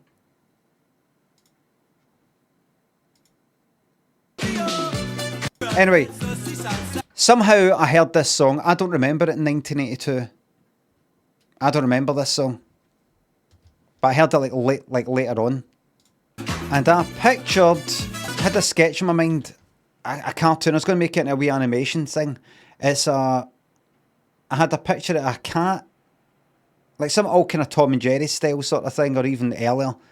A cat all tied up by mice who are doing a kind of around the maypole sort of thing. They got it tied up, right? And they're dancing. They're doing a kind of you know, like that. They're doing a wee dance around having the cat all tied up, but the cat's dancing as well. The cat's kind of standing up and doing that. And that was it. I never got into the animation, and then I thought, actually, it'd be good to do that as a green screen thing. I'll dress up as the cat and dress up as the mice. And they actually, was it the second series or the third series? I can't remember. Actually, the designer person, the props person, I had actually made up. I said it'd be good if it was like behind. You know when you see like say Jerry and Tom and Jerry or anything that's like through a you know, the kind of mouse hole and a skirting board sort of thing. And you get to the other side in these American houses, you know how you get these kind of wooden slats or whatever you call them, and you can see like plaster that's sort of come through, you know, for the other side. You know, if you're on the inside, I kind of crawl space sort of thing, but you know, like just sort of, it's like, you know, like the builder houses that are wood, a lot of them are there. It's not just like fucking bricks and stone. It's like fucking wood, and then but a plaster. The props guy actually fucking made that, you know, as a sort of thing to take as a plate, as a green screen background. It actually made that with plaster come through, a wee miniature thing that size. They look like a, you know, wee kind of mouse sort of hole thing with that. That's going to use that as a plate, and then did a whole green screen sort of thing, and I was going to dress up as a fucking So I got the kind of costume thing.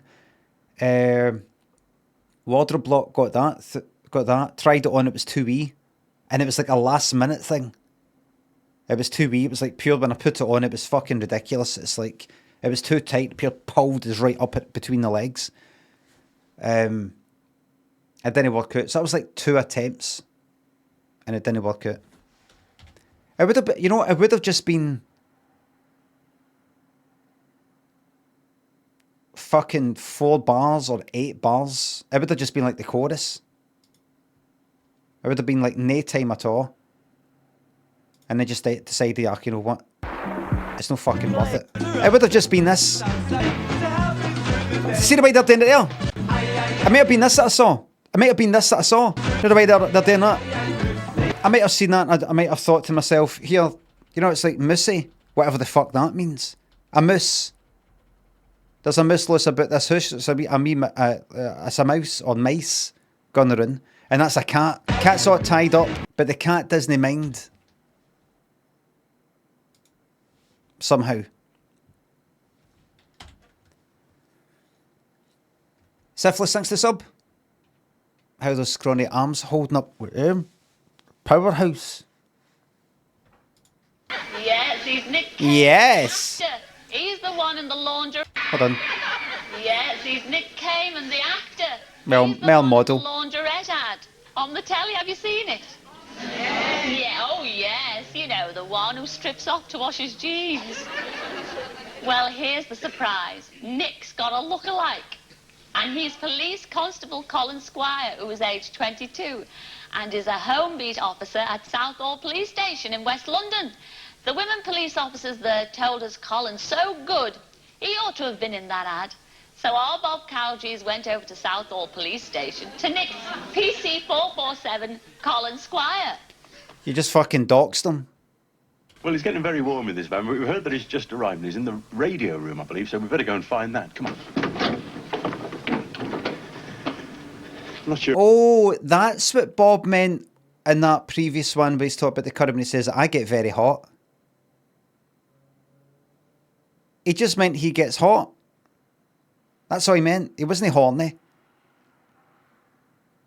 It just meant he does get hot because he's having to wear, this whole kind of costume. He's got the moustache, which heats his body up. He's got the hat on. Remember, you lose 99% of your body heat through your head. The hat's going to be conserving that, and he's having to wear this fucking leather jacket. Where all the padding? That's what he meant. No horny. Somebody said Bob's tash is the same shape as his hat. Aye. Well, aye. Aye, if you see it for the front. Oh, aye, so it is. Same fucking shape and angle. Coming down slightly that way. We better go and find that. Come on. What do you think Not came sure first? Quite where the radio room is. Yeah, look at this team. Oh, here we are. We found the radio room. Now, who can we find? This looks like him down here. PC Squire, Colin. Colin Squire, how are you? Nice to see you. Surprise, surprise. Do you look like fucking Nick Cayman? You look more like fucking Nick Berry. Nick fucking Cayman. They've got mixed up again. The researchers fucked it up again. You look at Nick fucking Berry. No fucking Nick. Look. That's who he fucking looks like. Who plays a fucking police officer. They fucked it up again. You look more like him.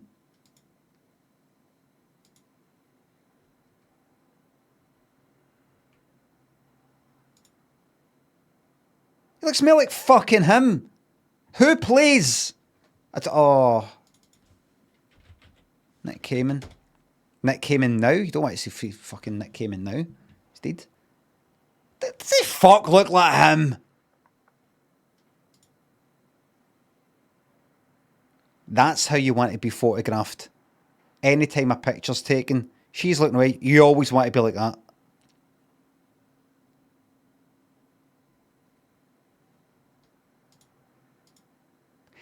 Each time you break my heart.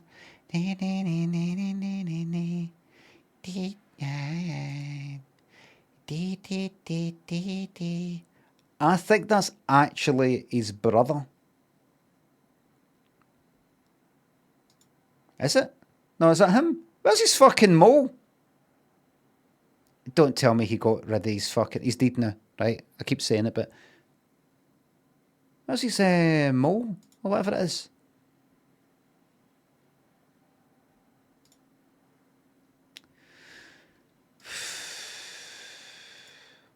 Don't tell me he got it fucking lasered off. Do you just get rid of it? The moles just, at some point, vanish?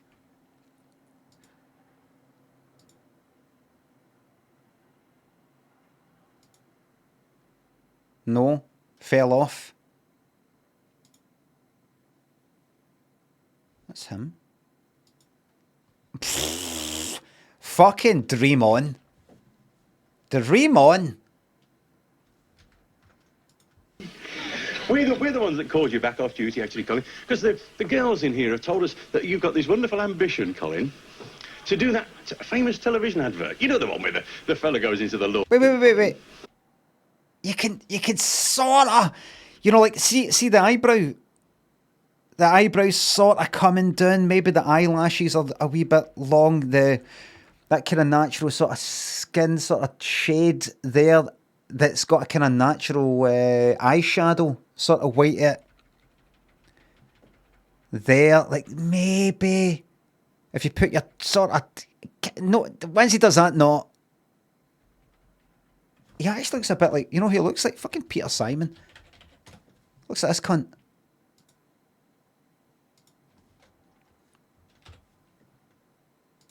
He looks more like Peter Simon.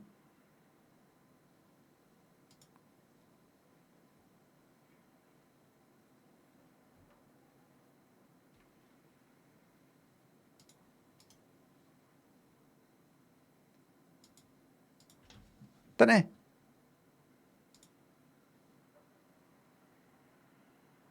He's a fucking double. You could say he looks like Nick Kamen.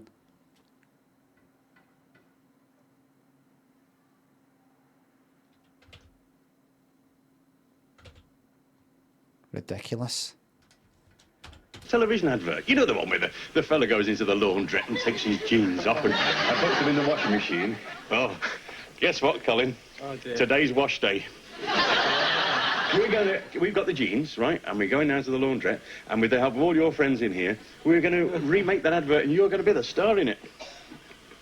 You've blown shitty of me over, ain't you? What's that? What was that? You look slightly surprised. You've gone pale, actually. I have, haven't I? Everyone knew about it except you, Colin. So we'll go down the laundrette, shall we? And here are those girls. They're the ones that set you up. That trio. You've got them to blame. That's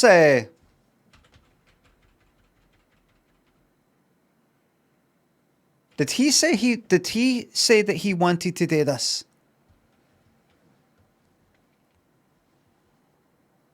Did he say? Right, did they say? Right, so this is kind of like, I don't know if you've actually seen the advert, but can you believe we're not even on episode 4 yet? See, there's so much to get through. Nick Kamen Levi ad. Through the grapevine.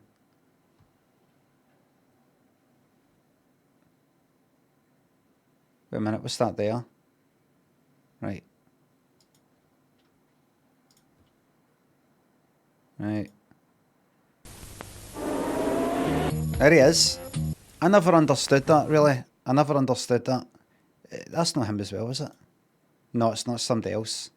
That's somebody else. Right. So that was it. He became famous for that. I've got a few things to say. I remember when that came out. So it was like maybe 1988 or 1987. The same, like that surprise is beginning at 88, 87 maybe. I remember first seeing this button fly. Like, Buttons. Buttons. That looks fucking cool. And first getting a pair of denims that had the button fly. It was like fucking. And another thing that was new was boxer shorts. Boxer shorts themselves were a new thing. For my age anyway. I mean, they might have been gone for quite a while. They might have been like, that's the way it used to be. Then they brought in pants, then we're back to boxers. I don't know. But I remember boxer shorts because you were just wearing pants all the time. And then boxer shorts just all fucking cool. Button flies, boxer shorts. I remember cycling shorts. I remember wearing cycling shorts. What age was I? I think I wore cycling shorts and this luminous fucking yellow, kind of like almost tea bag sort of top to the Glasgow Garden Festival 1988 on the school trip. Gone to that. Did we not go on the fucking... What was that? Is that when we went to... Was that 88? So I was 13 during the summer for that. Remember that? A pair of sunglasses, kind of Wayfarer style, Ray-Ban types. I think that was just... I just went in and I hit concept, man, and I hit it hard. John thinks the sub to the greatest stream on the planet. Thank you very much. Joffin thinks the sub. This is harassment in the workplace. It's exactly what I was going to fucking say. Goose thinks the sub. What flavour Lost Mary are you going for today? I don't know what that means, I'm afraid. 49. DJ thinks the sub. Resubbing for safety reasons. Joey, creepy. Sifal thinks the subs. Thanks again. So he's no been kicking about in the workplace, got like that. I look like Nick Cayman me here. I should do that advert, or here. I can imagine me in that advert. I'd look better than him. I'd look better than him. I'd look better than him.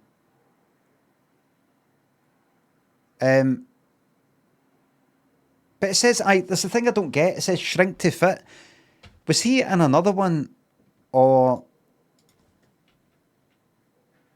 what was the one the guy's line in the Levi bath? Right, is that the other one that I skipped? He strips off and gets in. Look, gets in the bath wearing the denims. And I don't know if you were meant to do that. I don't know.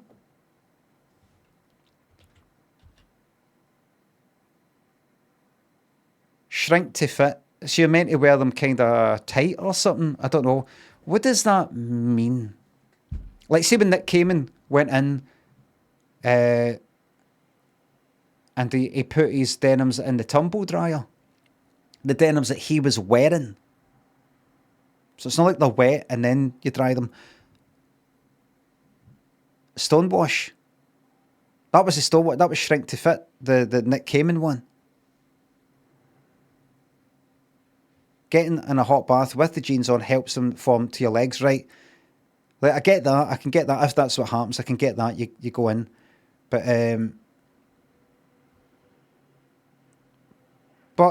he puts them in a dryer. They're dry. He puts them in a dryer. You're not meant to shrink to fit or ruin your body.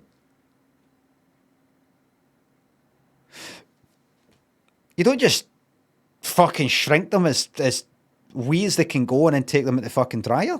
I mean, what's the point? That's stonewashing, but he doesn't say. It doesn't say that. He puts stones in first, right? Oh, fucking Nick Cayman.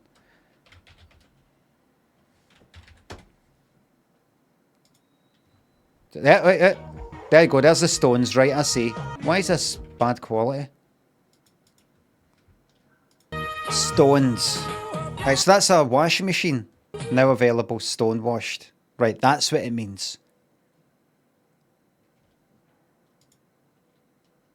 Right, we'll put that there, right? But it's actually know what this advert's about. It's about that. And what does that do? I take it that make sure that's the whole Stonewash look is basically that. It's not just completely this fucking one shade of blue. It's just got this kind of roughness, sort of white wee bit. Kind of white going through it. Encourages fading. Mottled. That kind of thing. That would have wrecked the washing machine. That would have scratched it. Anyway, so this 3 and more, this is the equivalent. Maybe no. The dynamics are different. It's not the same. It's not balanced. But this is like 3 guys. 3 guys. There's a woman in work they fancy. So they've put her up. They've put her up for a page 3. There's an advert. There's an advert where this woman strips off to her bikini. And they're like that, standing there like that, look. To blame. I haven't got my best boxer shorts on. So. We've got some boxer shorts for you. I'll show you them. Come on, Colin. Oh, he actually looks like Diet Coke break. Aye. Well, that's the same.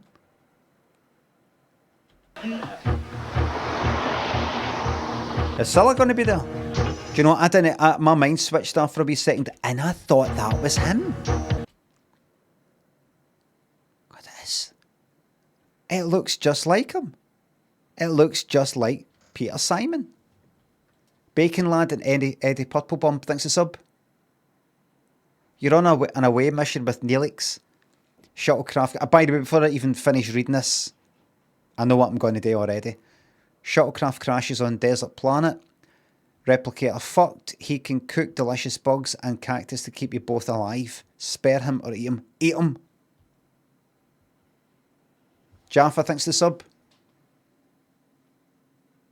Glad you liked it. Oh, I nearly crashed the motor because of it. Glad to hear it. Gets in it. Well, let's see. Get them in it. Oi!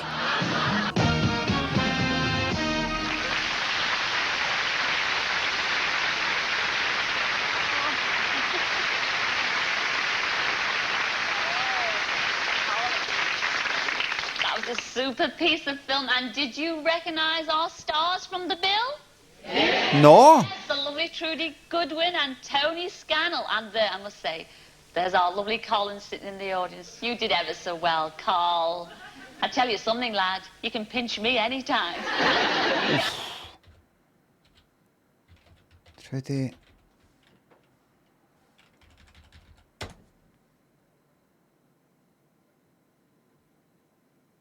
Am I right? Yeah. So Trudy Goodwin. Where is she? Was that her coming in the door? Was that her there? Is that her there? The cop at the end? That's her there? That's not her.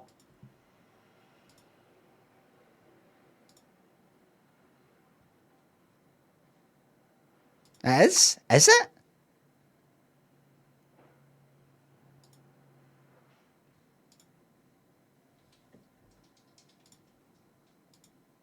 Doesn't look like her. Anyway, the reason why I'm looking at her is because she's La Rose.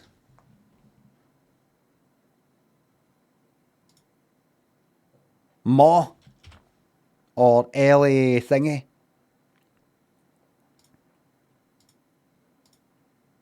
I think a lot of you want to know who the fuck that is, actually. Depending on what age you are.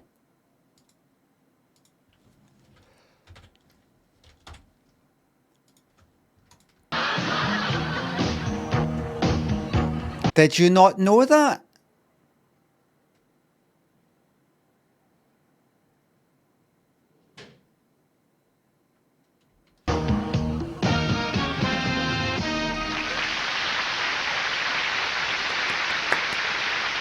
We might be moving on to the next episode.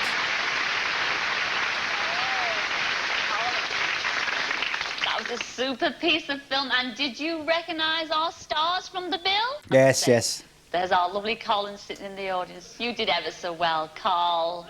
I tell you something, lad. You can pinch me anytime. You can. Well done. Thanks. Thank you. You can pinch me. In fact, why don't you come up and do it? Come on. Gareth, thanks to sub. Now we're going out to Searchline and another very arresting man, Gordon Burton.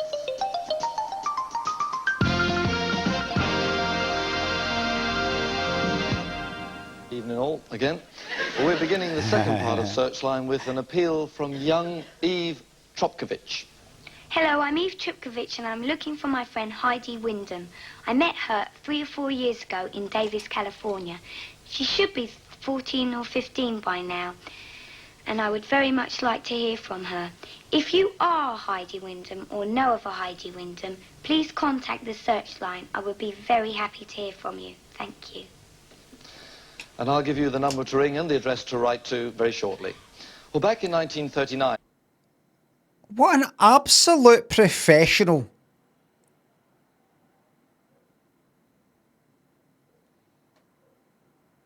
That message there, what an absolute professional compared to some of these older ones. My name is Thingy. I'm looking for Mary Thingy, who I was used to be friends with years ago. I'm looking for, it would be very good to meet up with you again. I think we'd have a really good time. Really good to meet up with you again. Then a second to finish, and it'd be really good. So please get in touch. Look up to the person behind the camera. So please get in touch. Please get in touch. And Kenneth Bailey, Noel Griffin, Douglas Brady and George Harris ran a non-stop relay around the deck of the North German Lloyd liner Europa as it was sailing from Southampton to New York. And we've got newsreel pictures of the lads setting off on that run almost half a century ago. I love those old commentaries, don't you? Well, it was a run that took the athletes 4.5 days to complete, and between them they covered 997 miles. Now, Kenneth Bailey is looking for George Harris, who he hasn't seen now for almost 50 years. The fucking better of... possible. The better have done it round the clock. You know, none of this, well, you know, you got to go to sleep and have your dinner and all that. They better not have went like that, right? So stop at 8 o'clock and then you can relax and... Because that means that means you've not done it. You stopped. That George is now somewhere in the... And if you're going to fucking stop, then what's to stop you from getting on the ship, doing a quick relay, and then just stopping immediately, and then 4 fucking days later, when you arrive, just start up again then? United States, but Kenneth is hoping that someone... It was a relay, so one could do it while the other 3 got a fucking kip. ...will remember him. And if you do, then give the Searchline a call. Eric Knights is looking for Fred and Jean Wilson, who he last saw at their wedding in Malta in 1949. If their wedding photo isn't enough to jog Fred's memory, Eric thinks he will remember this photo taken at RAF Benito in... What's that? That looks like crosses that they've got around there. What is that? Tripoli, Libya, 1949. Indeed, how could he forget? Fred Wilson, if you are looking in, please give us a ring tonight. Brenda Livingston, chairman of Ride Carnival Association on the Isle of Wight, contacted Searchline to enlist our help in tracing former carnival queens. 1988 is the 100th anniversary of the association, making it, reputedly, the oldest carnival in England. To help celebrate this occasion, Brenda would very much like to contact these lovely ladies.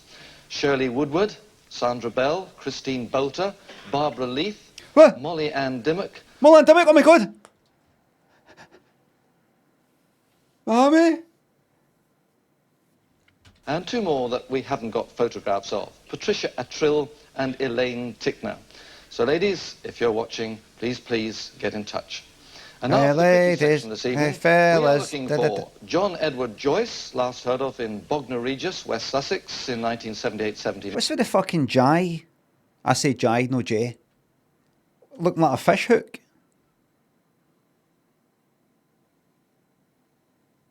Look at that. It sort of comes up and it's got a wee bit done. Wonder if it's because it's like, this is a really good font to use, or typeface if you want to be a wank. And the C, because we're trying to catch them. You know, we're searching, you know, we're looking. And they've been like, what font should we use? And then they stumbled upon that. Went, that's actually really good. Because it's kind of like we're fishing, aren't we? We're trying to reel them in. That is really, really good. Do you think we should point it out to anybody who's not noticed? No, just let the ones who notice it, and anybody who doesn't. That's really clever. That's why I get paid the big bucks. Real Emma Stone, thanks a sub. Nothing to see here, thank you very much. 9. Christine Tressise and Winnie Smith, who were at the Penta Hotel, Cromwell Road, London in 1974. Cromwell Road. Leslie Huggins, last seen at the bowling alley in Dagenham 10 years ago. And Dennis Nolan, probably known by his nickname Georgie, last seen 24 years ago in Bayswater, London. If any of you are watching, please call the Searchline. Our researchers will be answering calls until 10 o'clock tonight. 10 o'clock, aye. It's got a kind of criminal weight, isn't it? Last seen. Easy to remember, 01 222 8000. Or you can write to us at Searchline, surprise, surprise, London Weekend I would Television, never answer London, one of these SE99 ones. Never. 6YW. Never. That's all for this week. Sorry again about the old larynx, but at least Cilla's in good voice, so let's go straight back to her. Thanks. Thanks a lot, Gordon. I hope you better next week. Look at him getting his extra wee angle there. Look. Surprise, surprise. London Weekend Television, London, SE99. Getting an extra wee angle. Look. That's straight back to her. Thanks. Thanks a lot, Gordon. I hope you better next week. Getting his extra angle. As if he's a really important part of this programme. He wasn't in it for every single series. I think they went like that. Well, we're not going to really bother with that camera angle anymore, this one here, if you don't mind. And he's went like, well, they actually didn't tell him. And his agent maybe said, I take you're probably a bit pissed off with that then. Pissed off with what? Well, take a look, watch it back. And it sees it's just... Oh, look at that. Just gets that shot and that's it. No, I don't like that because I'm looking away. You don't get a close-up of me. Well, I'm going to speak to them and get you back on it. They've said no. They're sticking with it. It speeds things up. Well, I'm out. I'm out then.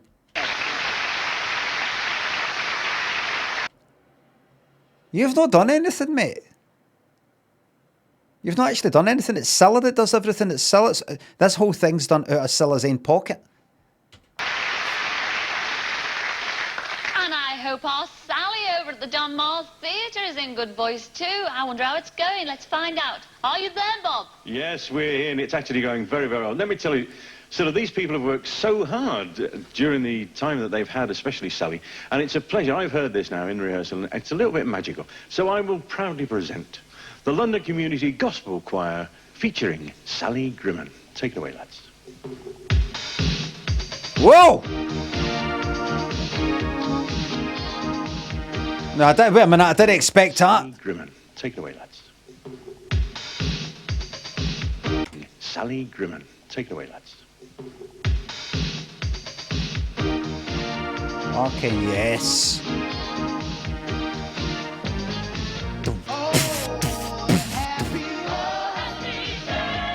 If this is going to go on for 3 minutes...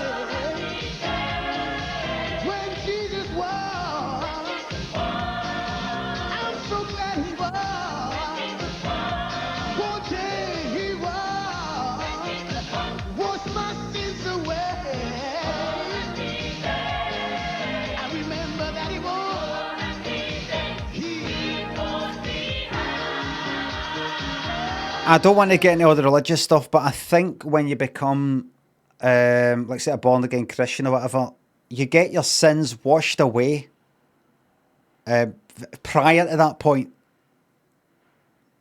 Right? So that's you, right? You're born anew, you're a new, right? After that point, though, they count. What about that?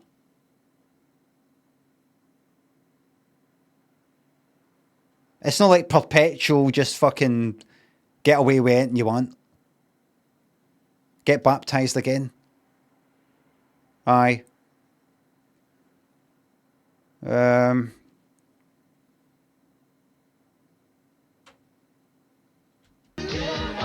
Banked. Aye, you got to bank it. So you, aye. So you become a born again Christian or whatever. You get baptized. Your sins are washed away. That's them banked. That's them cleaned. That's it. If you die right there and then, heaven. If you commit a sin between then and the next baptism and then die before you get a chance to wash it away, hell. But Jesus already died for my sins. I think by committing a sin, what you're saying is, so what? Die again. You only died once. Die again is what you're saying.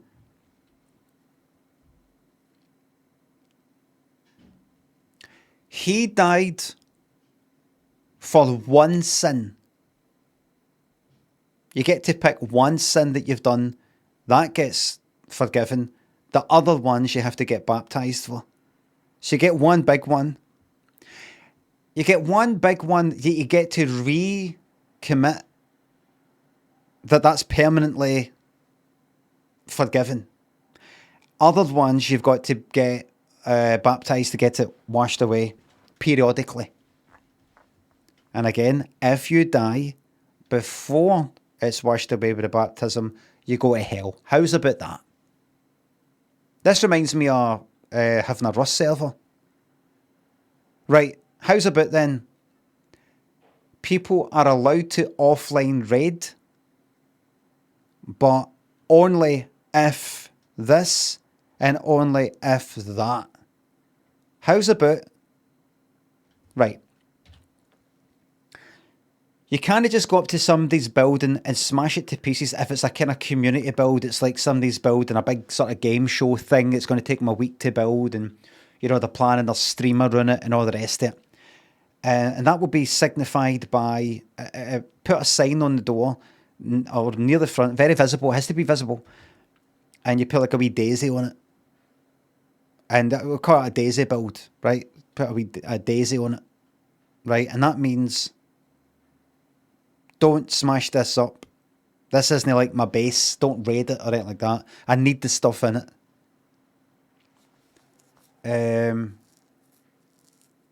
And then I got people going like that. That actually happened. And I got people going like that. I just got shot on my way to my community build. My thing I'm trying to build for other people. I got shot and I lost all my resources. That can't be, surely that can't be alright. Well, I mean, they don't know that you're. I was dead close to it. It's hard to say, oh, right, they're dead close to this community build. That means don't shoot them. I mean, where'd you draw it? 10 metres? I mean, it's no way to see it. Maybe have it if you're inside the door.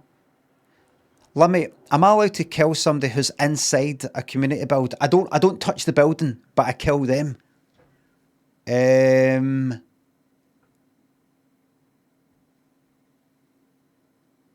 Yeah.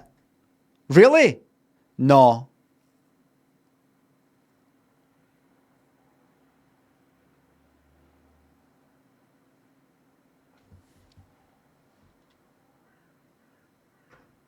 Right. You're not allowed to kill somebody who's in a community build, right? You're not allowed to kill somebody who's within. Because I've got a kind of community centre thing and don't want people coming and shooting it and it's rockets.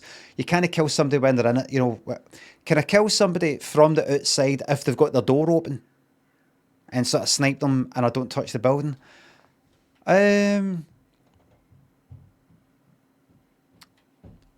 I've got a good idea. Why don't I pass the admin of this server to some other people?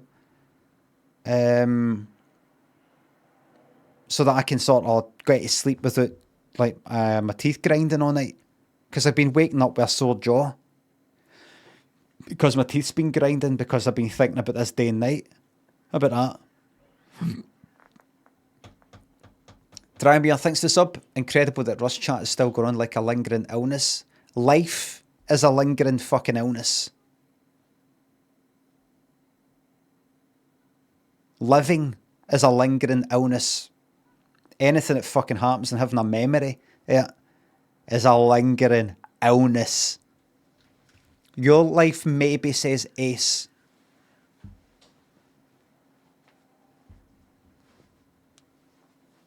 Christopher thinks the sub. If you had a game show, what would it be called? What would it be about? It'd be called Limmy's Game Show.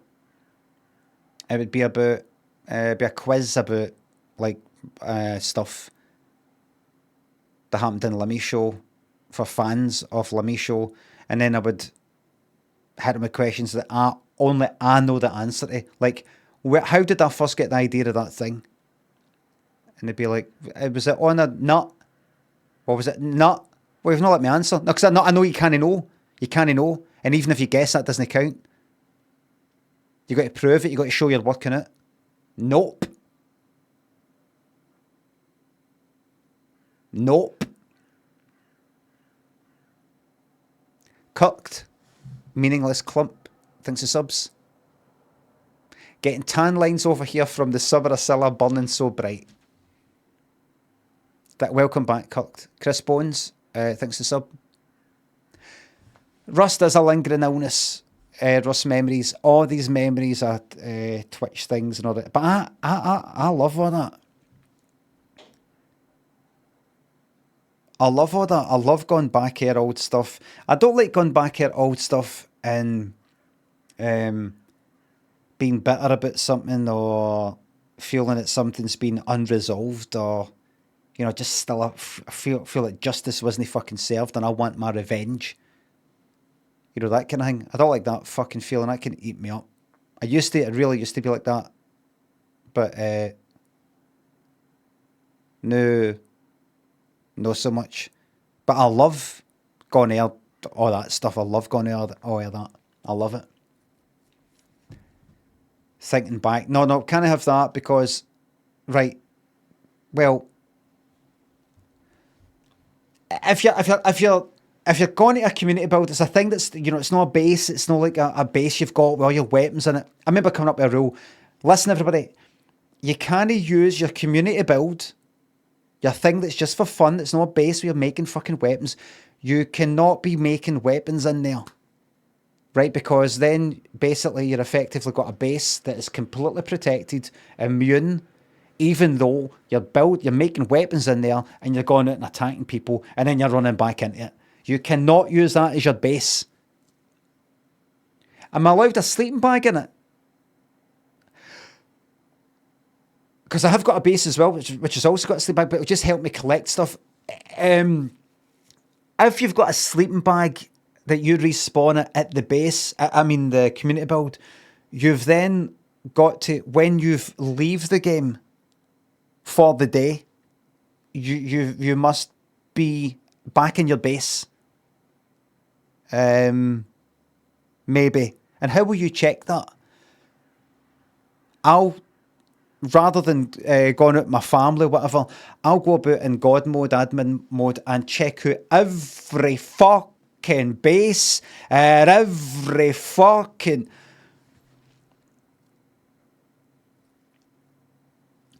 Would you mind if I kind of don't do that as much and just sort of maybe spend a wee bit of time not doing this? Well, that's it. Aye, that's fine. I'm away though. I'm away. So you're not going to. That's fine. It's just a wee bit, you know, starting a Rust server and then not properly taking care of it and moderating it. That's fine. That's all right. See you later, because I'm away, and they're away, and they're away. I'm away. That's absolutely. I didn't realise it was that sort of server. That's great. Good for you. I'm away. Goodbye. Goodbye. Hayden thinks the sub. PSA, there's a blam 2 minutes 21 seconds in Daft Punk's face-to-face shot circuit. I'll check it out after the stream. Look forward to it. Barnes thinks the sub. Bought a paperback copy of Daffy's Stories for my dad's birthday solely because it amuses me to think of him sitting in a pool with the book upside down. Forgot about that. Actually printed upside down. They can actually do that. Great days. All right, you're allowed to walk into your community thing with weapons, but you're not allowed to make any sulphur, which is how you make the gunpowder. No sulphur.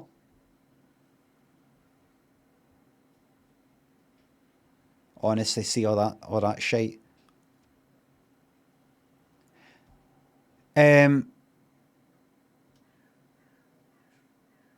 Somebody see that what was the main thing? The main thing was the accusations of stream sniping. Is stream sniping allowed? How do we define that? It means you're watching somebody's stream to find out where they are, and you kill them, and you kind of stalk them, and you know, that type of thing. Is that allowed? Why don't we make that? That's fine then. No, it's no fine. No, that's not allowed. All right, so that's not allowed. That's not allowed. That's not allowed. DM. Message on Steam. Limmy, how's it going? You all right? Anyway, so this person said they were not stream sniping me yet. A good friend of mine looked at my user list, my viewer list in the chat on my stream, and their name was there, meaning they were watching. Right, hold on a second.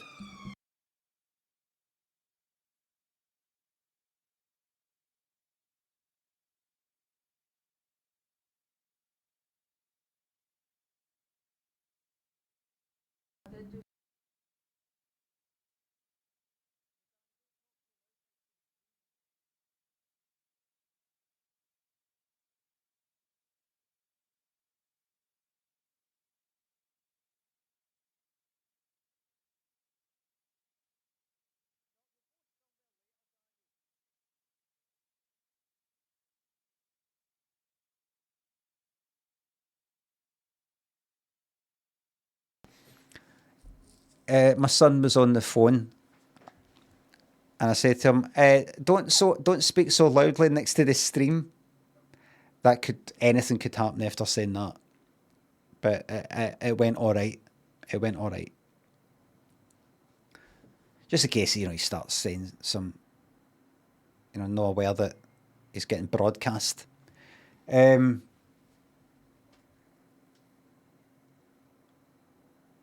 Rust.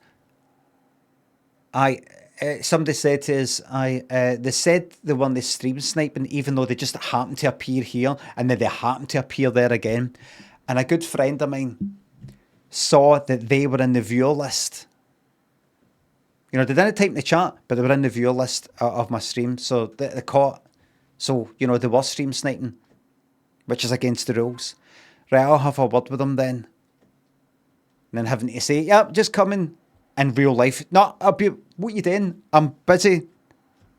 What is it you're doing? I'm busy. I'm busy. What are you busy with?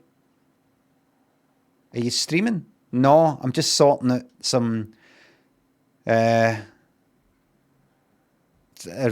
stuff. Message that person.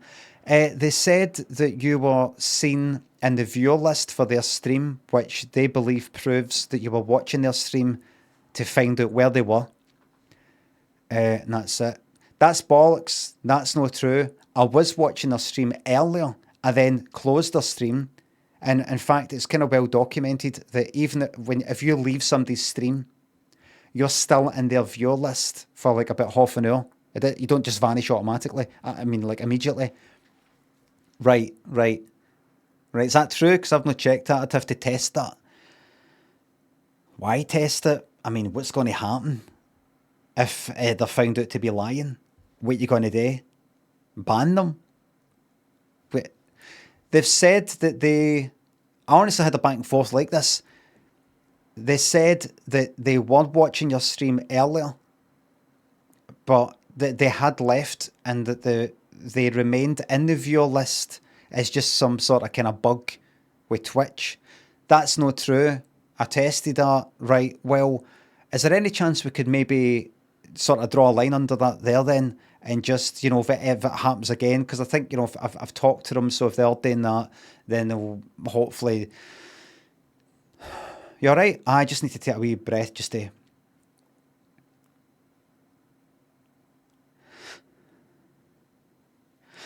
They're probably less likely to stream snipe if they were doing that, now that they know they're getting watched and all the rest of it, even though it's not been proven conclusively one way or the other if that they remain in the viewer list. Okay, and I've got to move on to the next person who's making a complaint. Somebody chopped off the sign on their door, the daisy thing that signifies this as a community build, and the building was then shot. So I've got to determine who, I've got to ask Zabulbus to install a plugin thing that will let us know who has used an explosive such as a grenade or rocket to take off. It's got a list of, so like see if a sign gets blown up, we can determine who did that and we can then question them. Basically put more work into this than you would get in all police forces of the United Kingdom.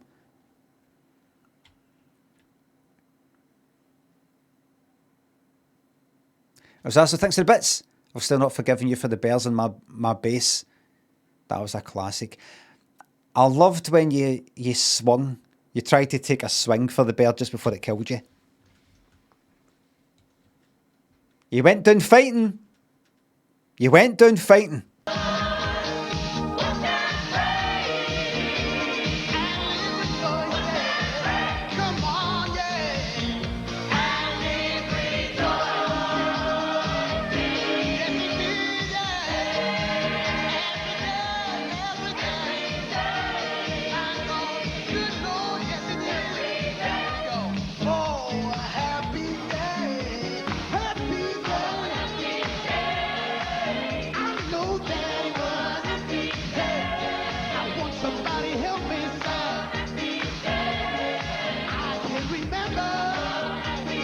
What's the happy day? I've lost the...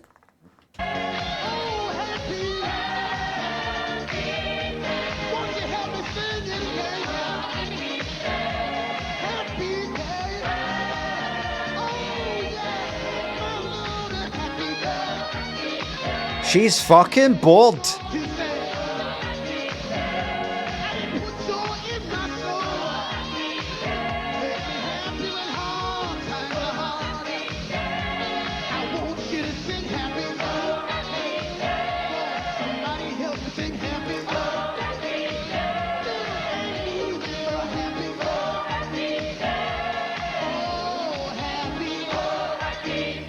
Oh.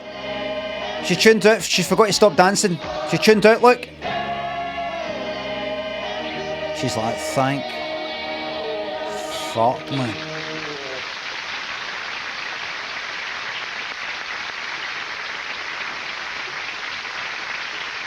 Because I don't know, obviously they rehearsed it, but it's nice to know in advance it's going to be 32 happy days.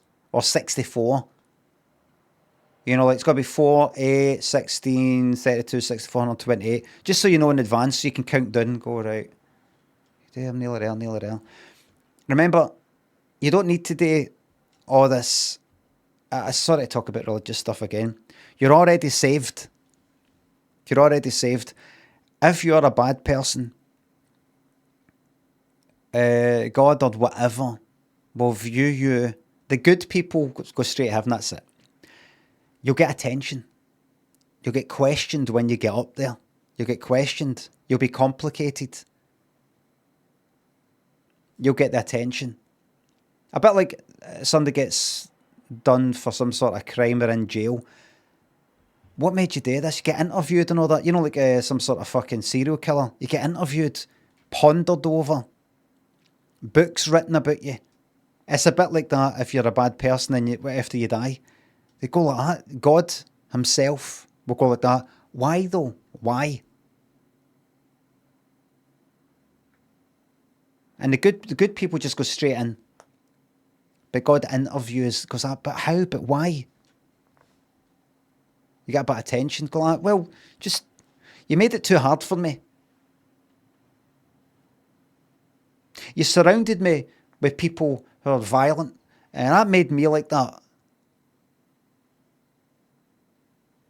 And then God will go, but why? You go, I don't want to talk about it anymore. You can just sort of give him a silent treatment for a few weeks. I don't want to talk about it anymore.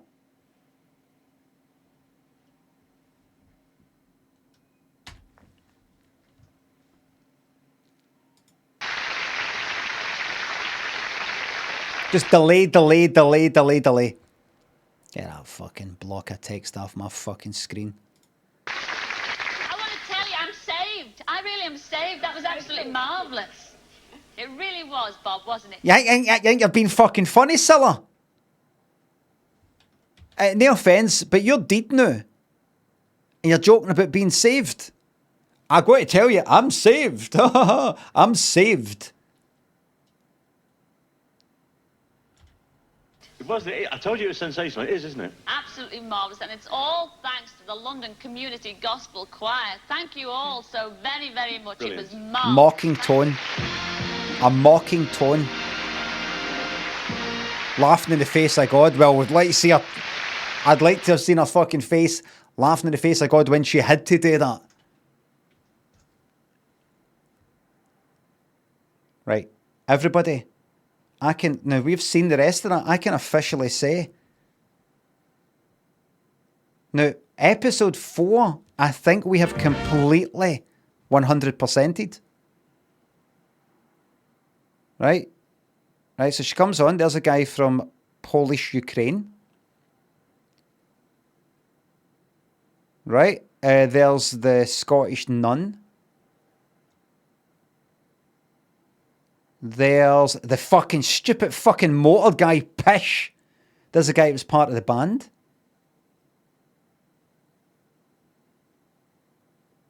There's the Scottish guy, the teddy boy.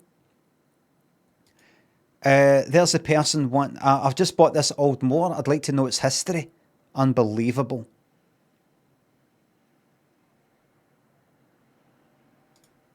Ken Russell we saw before. This request on behalf of my gran. We've recently just come back from Australia and I've got... She's a good example of one of the ones that are just kind of like that. Come back, really like to see my gran. And then she looks up right away.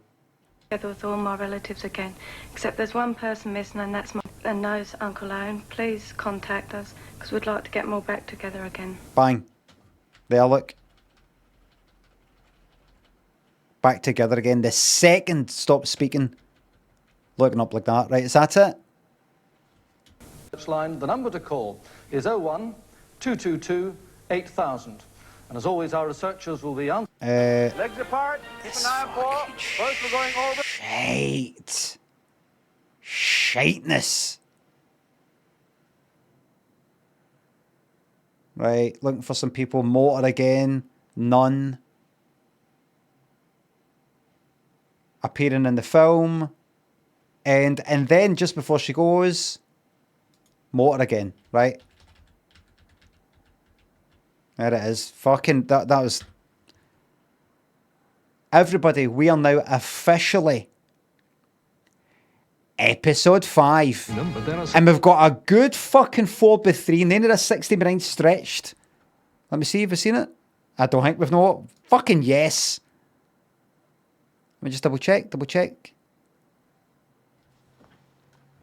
Here we go. A whole new territory, yeah. Now, it is 23 minutes past 12. Are we going to get to what? See, even if I press play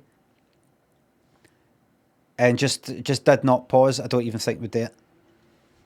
Aye, we're not skipping, but we need to stay on this. None of this sort of gone back to an episode for like 3 days ago. We do not skip. Andy and Fan, thanks for subs.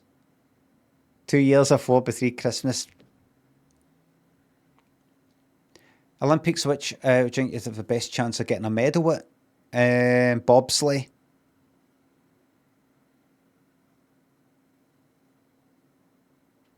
Palace Chat, thanks to sub. I'm looking forward to the next time I get asked that. Bobsleigh. Bobsleigh. Bobsleigh. You just lie there. Exactly. Expert, thanks for sub. Prizes in store for Peter Dickerson, whose bravery and love for life leave other people breathless. Stan Stanyard, who's going to step back in time to go a-jousting. And Juliet Lazarus, who's about to meet the mother she hasn't seen since she was a toddler. For these people and more, it's Surprise, Surprise! Ladies and gentlemen, Miss Cilla Black. Cilla's blasphemy. Blasphemy.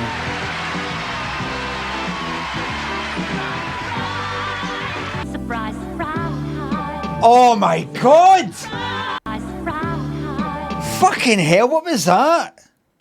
You ready? Surprise, surprise. She switched off. She switched off there. Wait a minute. Hold on. Surprise, surprise. There. That. She switched off. Went for that to kind of...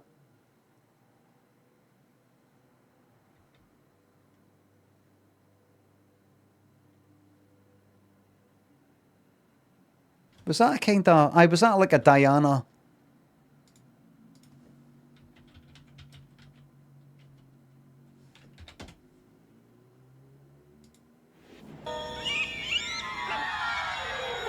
I remember watching that when it was on the telly. What?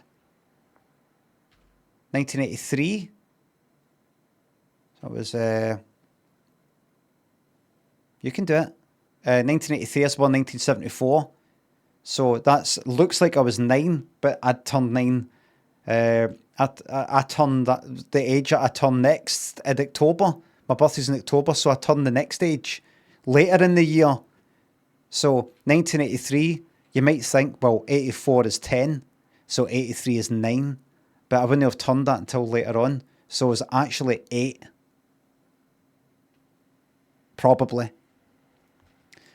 Good bit, the throat bit there's good.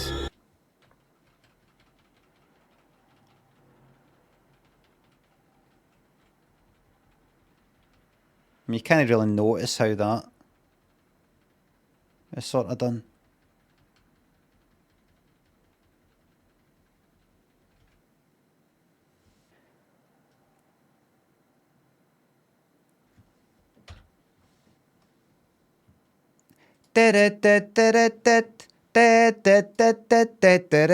Box 60 bits.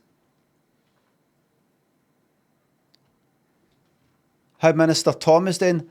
I used his voice a wee bit for Raymond Day. I got that Tom voice for a guy who spoke just like that in like Buchanan Street. Thanks for giving that sub. Anonymous. Because I got that for guys, I would see sort of like preacher sort of guys, you know, like on the street talking about like born again Christians. I was a violent man, an angry man, a bitter man. And I said, Jesus, I need your help. I had problems with addiction, with drinking, with drugs. I got on my knees and I said, Jesus, please, I accept you as my personal saviour. We Angie, thanks for the sub. I was an angry man, a bitter man, a jealous man, a drunken man, a bad man, a cruel man, a wicked man. I was wicked.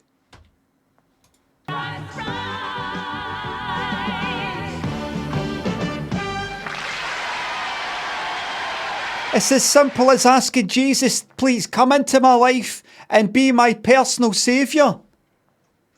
I would like an instance. I used to be a computer programmer. I would like an instance of the class. Jesus. An instant. I would like to instantiate.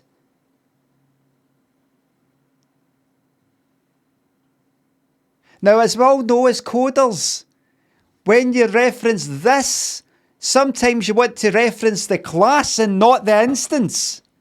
Now, how do you do that?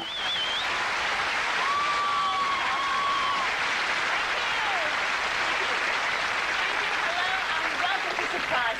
Now, I must tell you, I had a surprise myself the other day. How's the volume?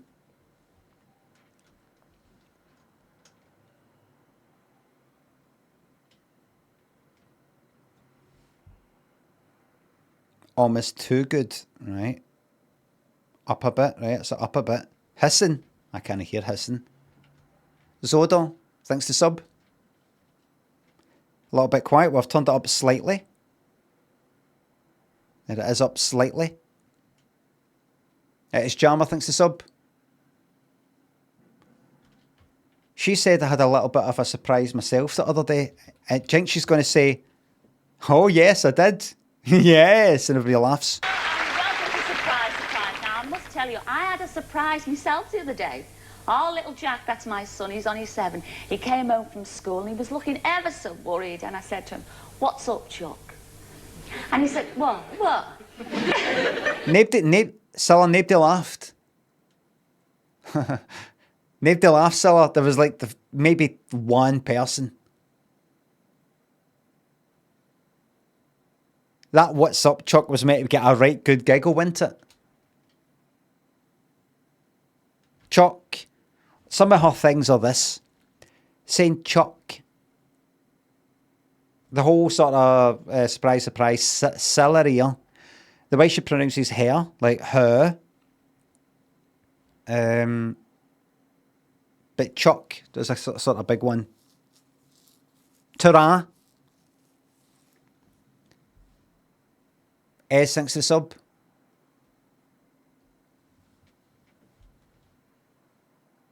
Laura laughs. That's right. I said, what's up, Chuck? And he said, there's going to be a small meeting of the Parent-Teacher Association tomorrow. And I said, what do you mean, a small meeting? And he said, well, there's only going to be you, me, and the headmistress. Mind you, I must tell you, I've got to be honest, I saw the drawing, I thought it was art. But never mind about my problems, let's get on with the show. And the first of our surprises, well, this lady is sitting in the audience tonight. Margaret. Right, I get it. Right. And he said, well, look. And he said, there's going to be a small meeting of the Parent-Teacher Association tomorrow. Right. Not that. What she means is basically the Wayne is in trouble, and she's going to have to come and speak to the head teacher. I get it now. It's not like you're meeting all the. It's not an actual parents' night. I get it now. Right. And I said, what do you mean, a small meeting? And he said, well, there's only going to be you, me, and the headmistress. Mind you, I must tell you, I've got to be honest, I saw the drawing, I thought it was art. But never mind about my problems. See, a lot of comedy, sorry for pausing all the time, a lot of comedy is about what you leave out. And she's just gone, like, very clever, she's just gone like that. I saw the drawing. There's no been any talk about a drawing. You have to use your brain to go like that to draw. Oh, right, was that a drawing? I thought it was art. Some sort of rude drawing. Maybe a cock. Maybe the headmistress chopped up to bits or something like that. I saw a bit. You don't explain it all. Leave bits out. You see, there's a science. There is an actual science. Why don't you just spell everything out in films? Why is it better in stories and things like that to leave bits out? Because there's a part of the mind that likes working it out by themselves. It gives you a good feeling. Scientifically, let people work it out. Because it's all entertainment. Let them work out like a wee crossword puzzle. Let them work it out. It gives people a wee buzz, even if they don't know why they got it, how they got it. It just gives them a wee thrill. You spell it out for them. You've taken it. It's a bit like if I'm playing a game and somebody says, oh, you're in for a big surprise when you go around the corner here. Or I'm like looking at a puzzle bit. And I glance at the chat and somebody's like, you've got to take that symbol and put it. It's to do with the symbols. It's to do with how many have got horizontal lines. You have to count them up. You've just taken that away from me. In the same sort of way, Cilla knows that by leaving bits out, your mind goes like that. The drawing? What? Oh, there was a drawing. The human mind enjoys problem solving and working things out. And because we enjoy doing it, because we're given a dopamine, serotonin thingamabob, that has aided in our problem solving and things like that. We're rewarded. We're rewarded for procreating through orgasms. Hold on.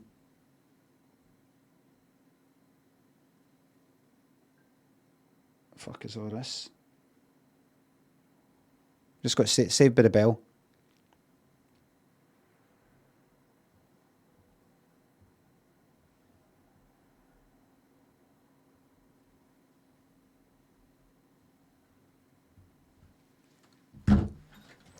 That kind of thing. Rewarded for eating by going, that's nice. And Cilla's rewarding us by leaving bits out and then weird.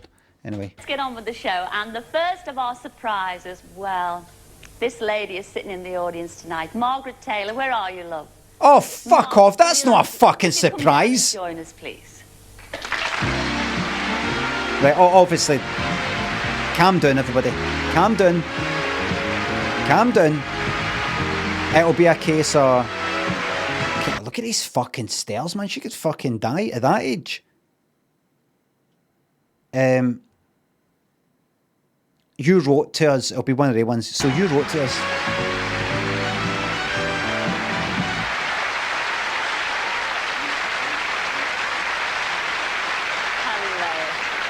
Look at Cilla leaning there. Look at this, look. Like it's a fucking toddler or a puppy.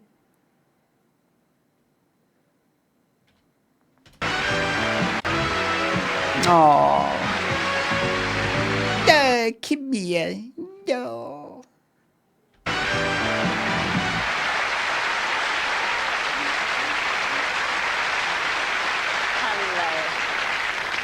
Oh, Margaret, welcome to Surprise, Surprise. And I must tell you, you wrote us, a super letter, a very moving letter. And it was all about a baby boy who your mum and dad brought up in India. Is that right? That's right, yes. Yes. Now, this little baby boy, he was born... Where was he born? What hospital? He was born in Kasauli Military Hospital up in the Simla Hills. Yes, and it's quite a sad story because his mother died at childbirth, giving birth to him. Yes. And that's how your mum and dad came to look after him, because his father asked your parents to look after him. That's right. They were both in the army, my father and his father. Yes. Until, actually, he wanted to bring him back to England. Well, we brought him home. Sorry, wait. I drifted off. Wait. Giving birth. Yes, and it's quite a sad story because his mother died at childbirth, giving birth to him. Yes. And that... Wait. Sorry. Sorry. And I must tell you, you wrote us, a super letter, a very moving letter. And it was all about a baby boy who your mum and dad brought up in India. Is that right? Right. Yes. Yeah. Hanmonda. Brought up in India. Right. Now, this little baby boy, he was born... Where was he born? What hospital? He was born in Kasoli Military Hospital up in Simla Hills. Yes, and it's quite a sad story because his mother died at childbirth, giving birth to him. Yes. And that's how your mum and dad came to look after him, because his father asked your parents to look after him. That's right. They were both in the army, my father and his father. Yeah. Fucking typical, isn't it? The guy like that, gonna you look after, do you want the win? What's your win? I know, but I'd rather sort of watch the telly and play games and I wouldn't be very good at that. It's because of that guy you saw in the previous episode or the one before, who's actually bringing up Wayne's. He's given a pure fucking well done.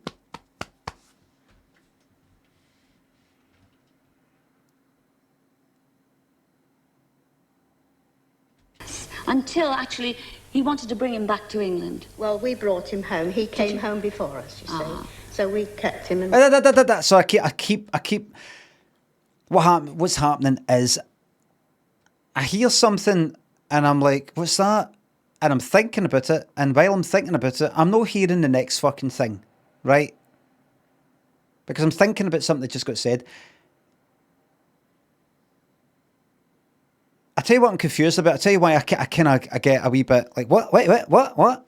In the army, my father and his father. Yeah. The boy's ma died in childbirth. The dad of the boy asked her mum and dad, could you raise my child, my son? Here you go. Yours now. Right?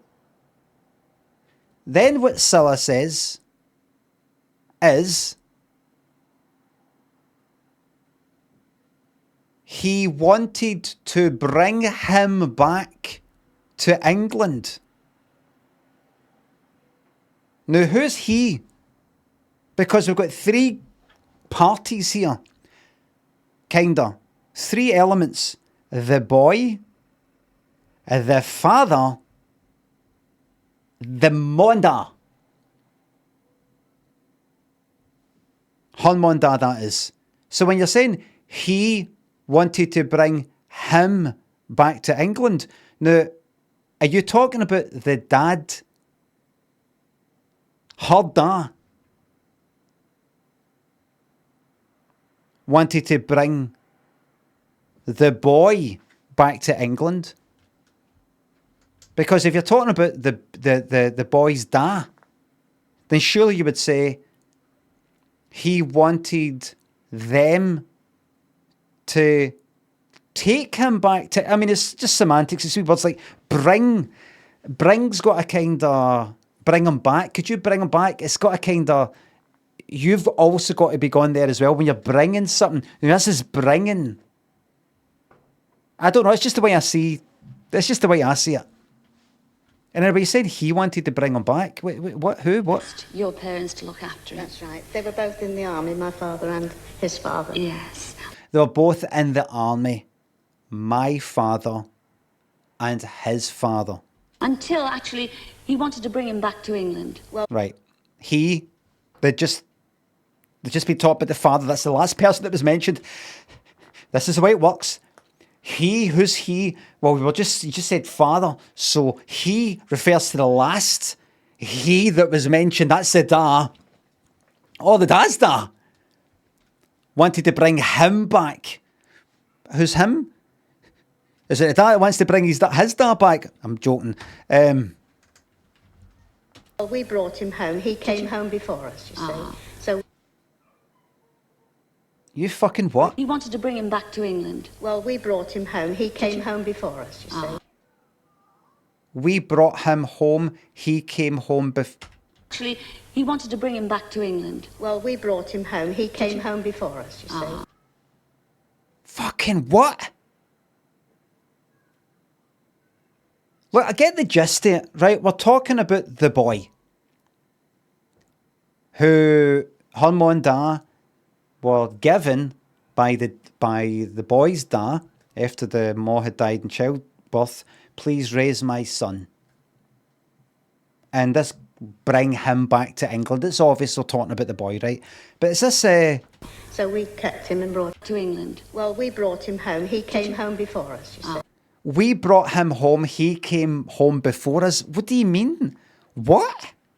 Fucking what? How do you bring somebody back, but they also have actually fucking got there before you? What are you fucking on about?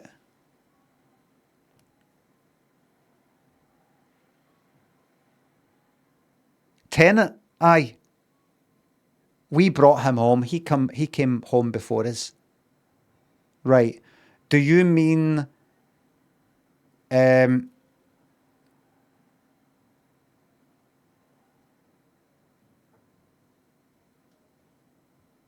you mean you brought him you brought him home, right there, because that's the daughter of the Monda. You brought him home, so there you are, let's say you've went out to India, or you were in India at the time, and you brought the boy in the plane to go back, but even though you were coming back at the same time, we brought him home, right? We brought him home. He somehow got home before you, because when the plane landed, when it lands with the kind of back wheels first and then the front wheels,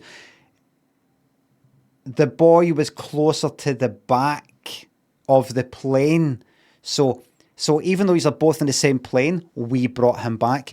He actually got home before us. The boy, that it landed on the ground, he was closer at the back, so he's closer to the earth, closer to the surface of Blighty, British soil. So he effectively got home, or he was first off the plane. You can go first. Or they brought him back, and it was actually when they actually brought him to the actual house, the home, they let him walk in first.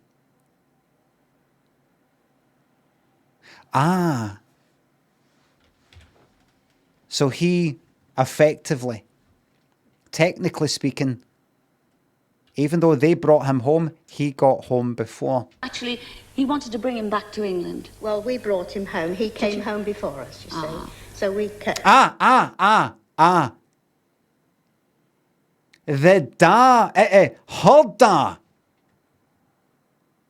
Heardle came back first. She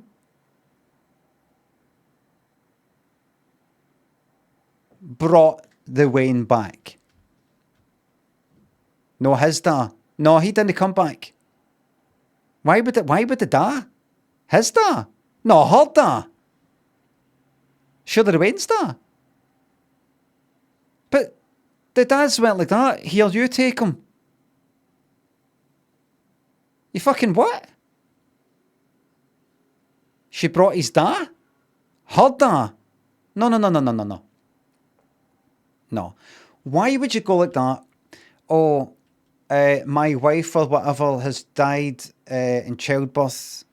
I can't bring up the Wayne by myself because I'm a stupid fucking guy. Gonna use bring up my Wayne. And then what? And then go like that. Are you heading back? By the way, are you heading back to England? Here, can I get a lift? Right. What for? I mean, you're not going to be looking after the Wayne. I just fancy it. Just fancy it. I mean, what you doing here? Why are you here? Why, go out there? Do you know what I mean? People that are in France move to fucking Australia. People in Australia move to fucking Scotland. I want to jump in the fucking plane. To bring up your Wayne. No, fuck that. Gabe thinks the sub. At 0, and it's none of your business. Posh Jepson thinks the subs. And brought him home. I'll tell you something, see, we're all going to think we know what this story's going to be about. And then out walks, you're like, who the fuck? I bet you'll be like, what? Who the fuck is that? Jason thinks the sub. Well, we brought him home. He came home before us, you see.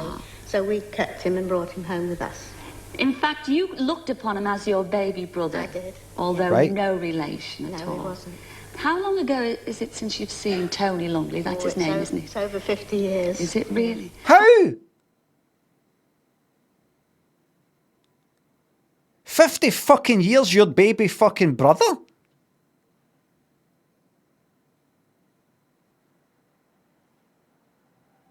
Right. A lovely photograph here, Margaret. Have a look at this. It's taken... there's your baby brother with his dad, his own dad. It's taken a long, long time ago. Right. So there's the da. That's the baby brother. That's the boy. This is the actual da, biological da.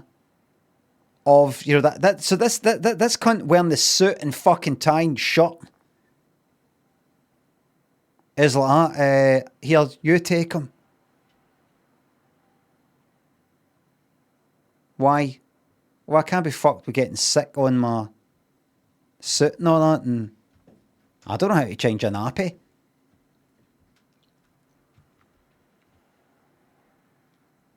I can show you how. No. That's super. Now, you come here to the studio tonight to make a personal appeal because you really would love to see him again, wouldn't you? I would, yes, if he's alive. Yes, I would. okay. If he's alive. Where did he go? 50 fucking years? But how could he be in fucking Australia? He came back to fucking England. She brought him back!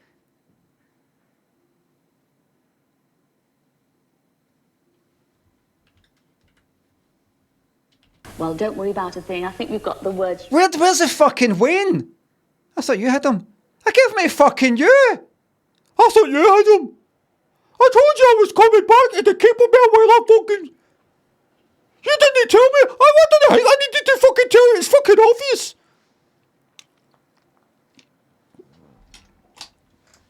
You can't blame me. I'm blaming you and everybody else. I'll blame you when I'm going to tell them. I'm going to have to kill you first then. Yes, we've got the words right. There they are, Margaret, if you'd like to read away. Aye, alright, Cilla, right. She does that. Well, she's reading that. He fucking comes out. My name is Margaret Taylor. I'm looking for Tony Longley, who was born in... Sadistic. You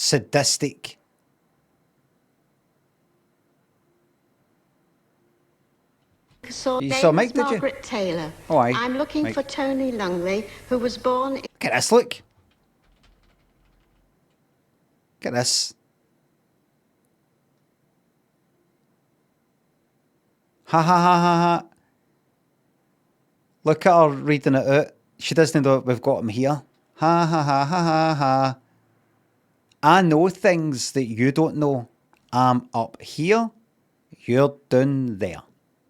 Born in Kasoli Hospital, Simla, India, in 1931. Oh, sorry, you were? Who was born... My name is Margaret Taylor. I'm looking for Tony Longley, who was born in Kasoli Hospital, the boy. Simla, India, in 1931. I last saw him on the docks in Liverpool in 1932. He was just like a little baby brother to me. Oh, I see. He was just like a baby brother. He was fucking born in that year. Then next year, like, I don't know, you bring him back, and the last time you see him was at the fucking docks. Oh, he was just like a little baby brother. Fucking, 1 year? Maybe 6 months.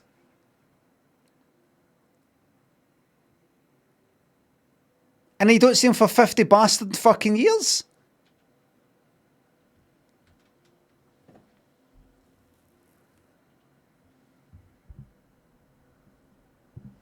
and I would love to see him again.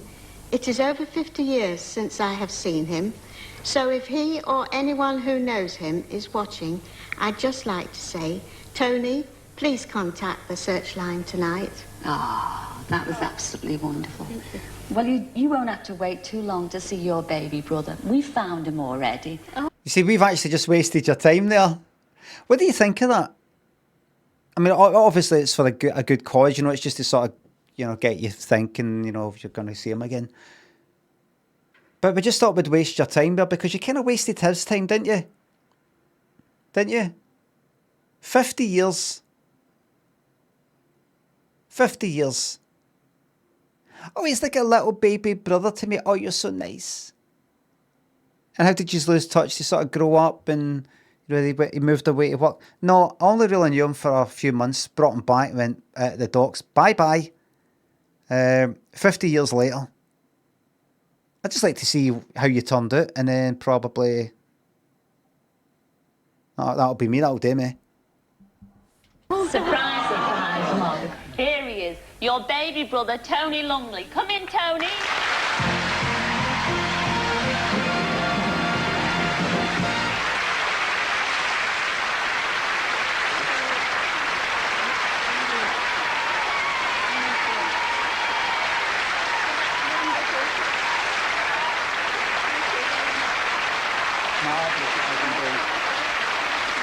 Ladies and gentlemen, Margaret, I love it when we can bring people together like this. I dreamed this would happen today. Yeah, I know you didn't. And, well, it's over 50 years, isn't it, since you've seen him?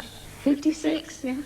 Oh, and doesn't he looks well on it? He does. He does, and I'm sure you've got a lot to talk about. A whole 56 years. We have.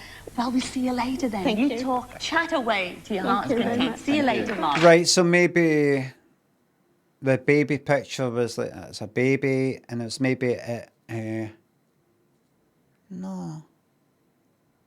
56, something's, there's a few years missing there, or no? Seems to be a few years missing.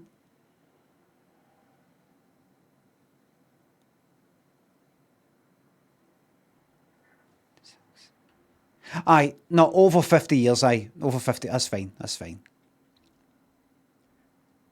Closer to 55 years then. Right.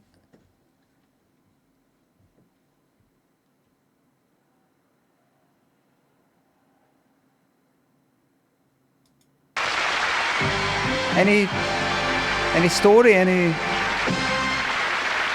Nothing? Super, absolutely super. Well, although he doesn't know it, Brian Lewis, who is a fireman at Birmingham International... Aye, it could be any cunt.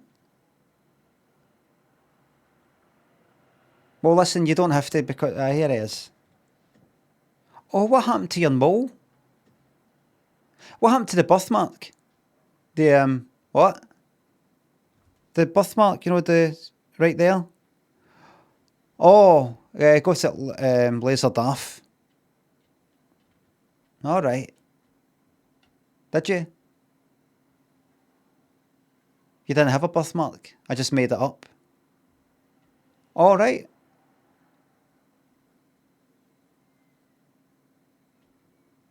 I did.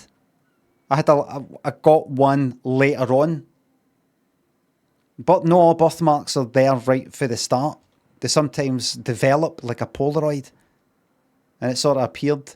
And then I had to get it lasered off. Who are you? Who am I? Who are you? Who are you? 55 fucking years later looking for this baby that what you knew for what, a week? Just to go like that, always been on my mind. You don't give a fuck. I don't care that you don't give a fuck. I mean, I didn't know you. You didn't know me. I don't care. So it is you. No, I'm just imagining. Airport is about to be brought together with Bob Cowgies. Now, Brian is aircraft crazy. Before he became a fireman, he served 12 years in the Royal Navy in aircraft carriers. But although he knows his aircraft, and he's been up in a glider and a helicopter, he's never flown a jet. So hands up those who have. Come on, own up. Who's flown a jet in our audience? You see, look at that. Not many. Anyway, Brian and his wife Jackie arrived here at 2 o'clock today, with Brian thinking that Jackie is going to be on a chat show. Well, he was in for a couple of surprises, and the first surprise was our Bob. That's them getting out. Fuck off with that hat. Get them. Hold the door for the cameraman. This way. Oh, yes, this is him, definitely. This is our Brian. Brian! Brian Lewis. Hello. Brian Lemon! Surprise. I believe, Brian, I believe you're something about these. fascinated. I believe you're fascinated by aeroplanes, is that right? I only know that because your wife Jackie there has written and told us all about you. Everything. She said you'd like nothing better. Aye, come on now, family show. Land in a big jet, is that right? Driving it. Aye? Well, it's all fixed, you see. It's all fixed. We've got a big jet. We've got a DC-10 waiting at You don't Gatwick really Airport as we drive a speak. jet, you fly Where it. do you think you'd like to go to? Where should we fly to? We've got New York, we've got Hong Kong, or Paris, is it? Oh, Hong Kong's your favourite. OK, well, we'll jettison over to Gatwick. Come with me. Get your wings. Open wings. Come on. Undercarriage down. Vroom. Come on. Come on, Brian, this will be good. Get your hands off me. Oh, Brian, here's your aeroplane. Now then, how about that? It's a bit noisy, and as you can see, it moves around quite a lot. Come and stand here if you would. Right, actually, this full flight simulator can. Oh, dear. It moves around quite a lot. Come and stand here. Oh, if he's you not would. happy with that, look. He's not happy with that. Right. No, I thought I was getting to... Right. No. Oh. Flight simulator can recreate all flying conditions, and it's exactly like flying the real thing. Except No, I've been you in don't one. Go anywhere, which is just as I thought well. we was because- going to Hong Kong. Oh, you are. What a fucking spoilt brat.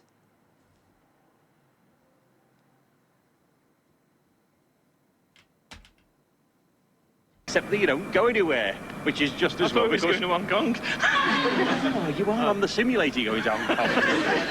I'm not taking off with you. I'm coming with you. Oh. And you need a bit of instruction before you do take off. So I've got here Captain Harry Harrison. Come in, Harry.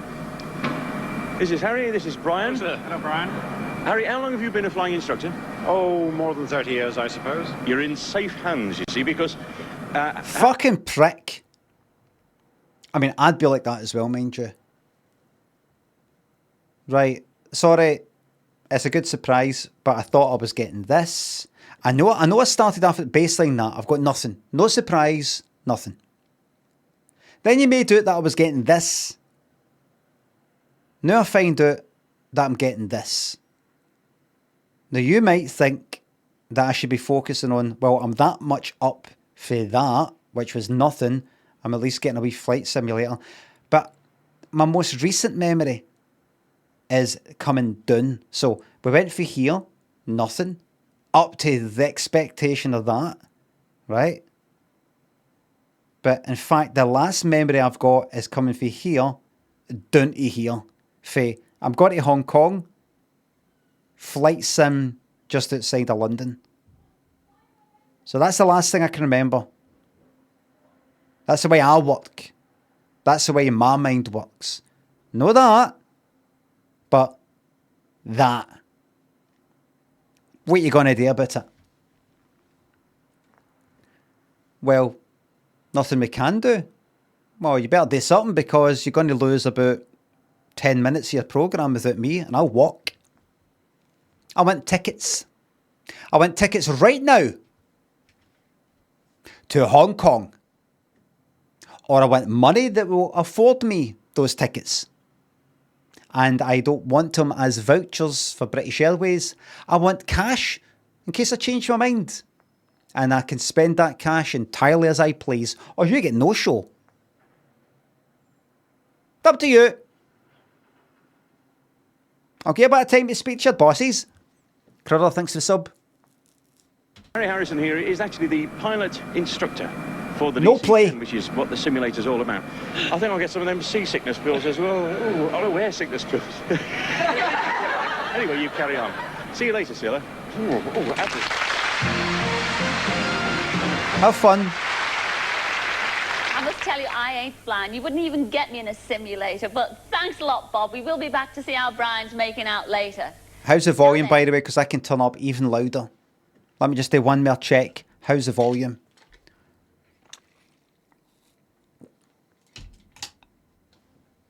Fine.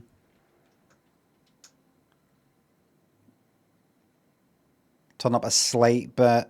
Nobody seems to be saying it's too loud, so. Up to now, we've had some funny telephones, and surprise, surprise. We've had a telephone box, a phone looking like a haggis, and last week we had a high-heel shoe.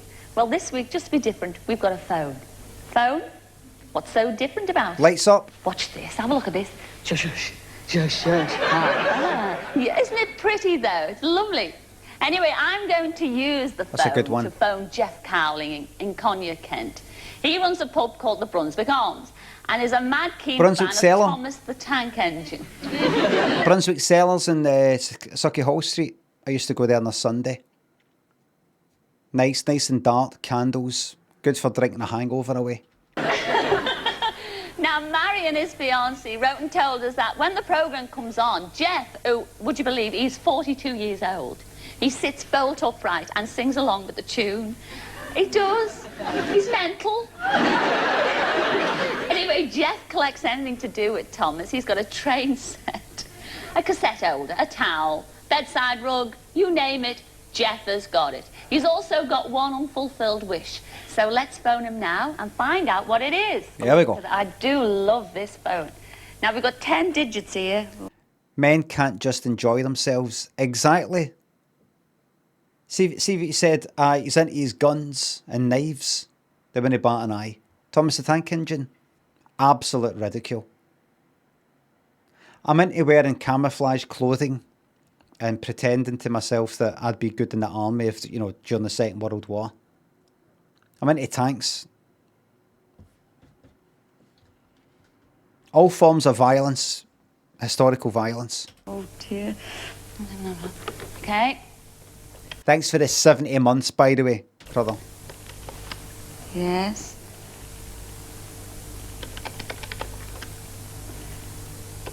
There we go.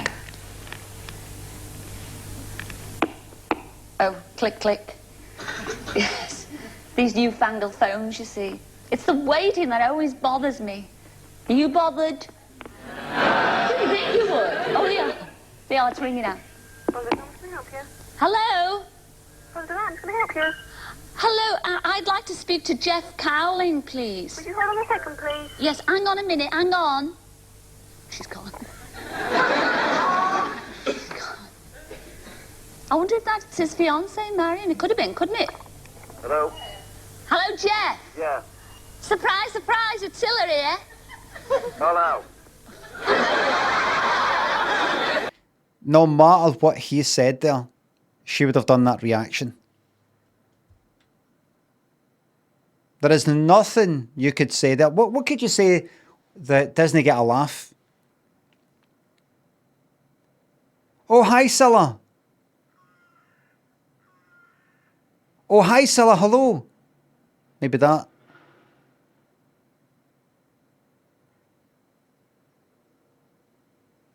Hello, that is you, Jeff, isn't it? Yeah. Jeff, I must tell you, I had a marvellous letter from you. Wait a minute, wait a minute. Jeff. Yeah. Say Marion, it could have been, couldn't it? Hello? Hello, Jeff. Yeah. Surprise, surprise, it's Cilla here. Hello. Hello, that is you, Jeff, isn't it? Yeah. He's no happy about this. He's not happy about this. Hello? Yeah. You do know what I'm... It's Cilla Black from Surprise Surprise. Uh-huh. You're on the telly right now. Yeah. I'd like to report a crime. Okay. An international war crime. Right. Wait a minute, can I find that? Hello. Right. Scottish Resistance International War Crime. Careful with these fucking results. Bosnian war criminal dies after drinking poison court. Yep, that one. Let's not have that then. Wait a minute. See, if I do that, it just fucking makes it a wee bit weird. That's just a phone call. It's in the police station, I want. There it is. Oh, wait. Here to report a crime. Yeah, an international war crime, right? Right. An international war crime, right?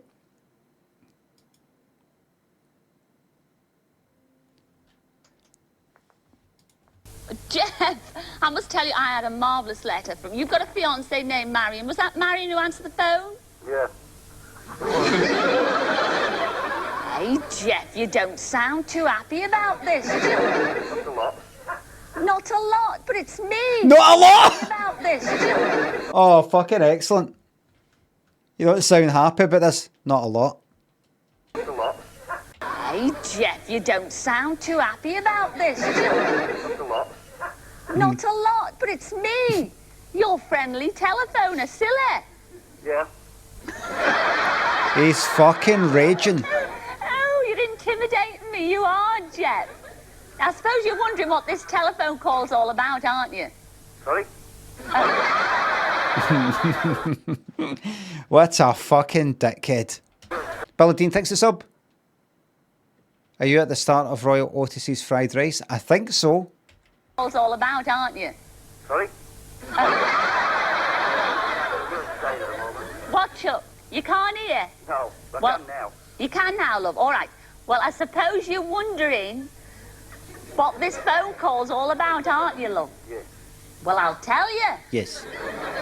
It was your Marion. She says that you are crackers over Thomas the Tank Engine. Yeah. So what else is new? Yes. Yes, and she said that when it comes on every Wednesday, you sit there, oh, really glued to the telly. Yeah. And you even know the tune. Oh, fuck. He's like now.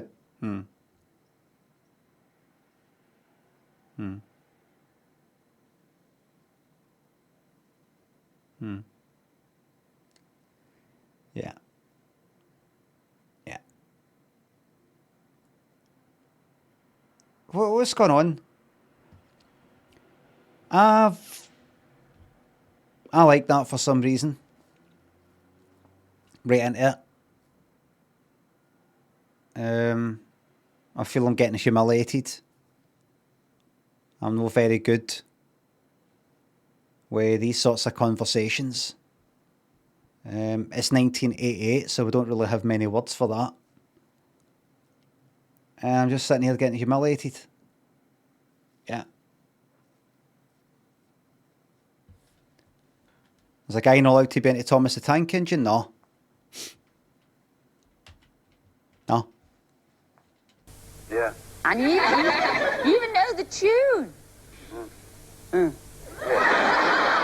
Well, surprise, surprise, Jeff. We are actually going to take you down to the set where they do Thomas the Tank Engine. And in fact, we're going to make your very own episode just for you. And guess what you're playing in it? The fucking controller. Now, do you agree to all that, Jeff? Please. Yeah. Oh, thank goodness for that. Now, is your bar busy tonight? No, they've gone out. They've gone out. I think they're all frightened of you after this phone. What are you going to do to your Marion when you put the phone down? Probably murder her, but there you go. It's all right. Back in 1988, you could get away with that. He'd be out by now.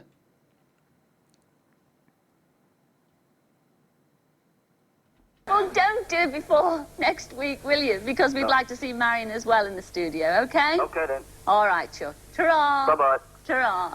Oh, dear. You said... We'll play it back.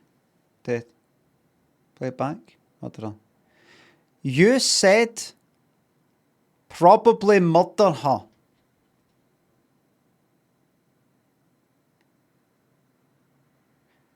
Did you kill your wife? No. But we just heard you say probably murder her. It was just a joke. Just a joke. Except we have a witness who saw you leaving the suitcase. We have the family member phone and you lied, but we haven't seen her in the job. No, I'm not going to do it. I'm just ready. It's like lunch right into the fucking judge. I can't be fucked. Big Kevin and Jape, thanks for subs.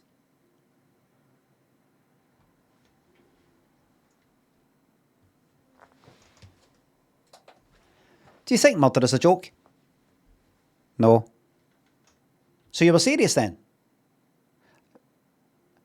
I went, no more questions.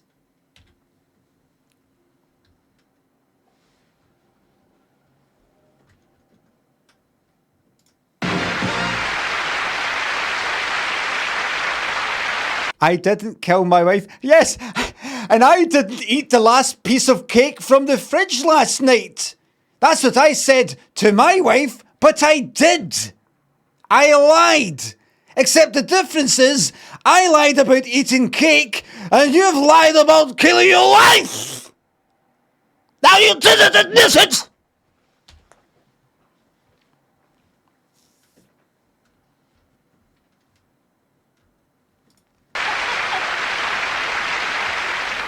You did! You did! You did! You did! You did! You did! That's what I'd say. See if I was a prosecutor. That's what I'd do. That's how I would go about it.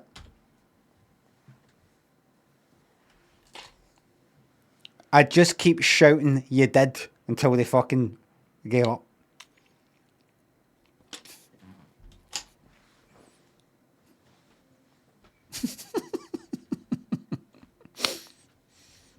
Now I know what all those, those big interviewers, when they go on like Terry Wogan and Michael Aspel, when they go on, when somebody says, yep. I know exactly how they feel. Me bottle's gone. But it's going to be a lot of fun, I think, for Jeff, because he loves Thomas the Tank Engine, and I think we're going to get a lot of fun out of that too. But in the meantime, it's time for a Cillagram. And what a worthy, wonderful person we did. Listen, everybody. I've got 13 minutes left in the stream. Right? Now, what we could do is watch this Cillagram here and it'll be good and all the rest of it, and then we sort of stop. Or I can leap ahead. Cheat. Oh, no. No more skipping. Aye.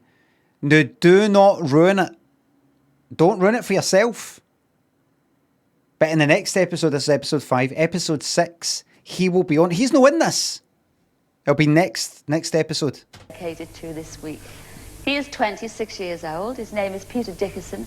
And 2 years ago, he underwent a heart-lung transplant. But, that didn't quench his spirit for love and life. Since then, he has raised thousands of pounds for Patworth Hospital, but that's only the start.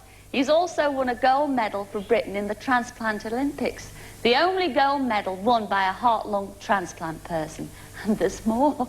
He's also a successful DJ in Norwich and a disco dancing champion. Fucking get in. Be honest, he absolutely wore me out. Actually, I went to surprise him. He was in his house at the time. Have a look at this. Hello, Peter. Surprise, surprise. Get this film. Get a film made like this. Look. That's how you want your films to be made. Hello, Peter. Grim sort of fucking Ken Loach. Is it Ken Loach? No. That's the fucking that's the Coronation Street cunt. No, that's Ken Barlow. Who's the cunt who plays Ken Barlow? Mike Lee, and who's the other one? Was I right the first time?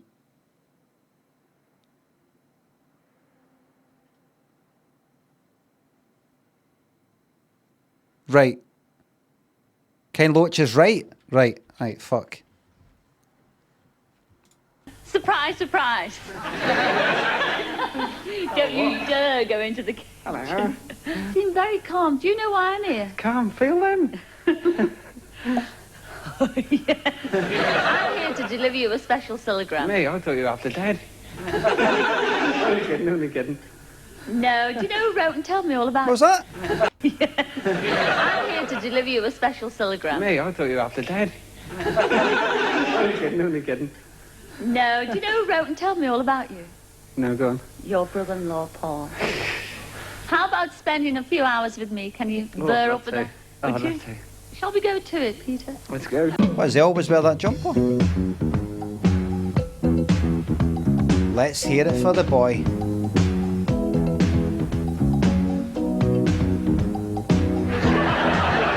My baby, he don't talk sweet.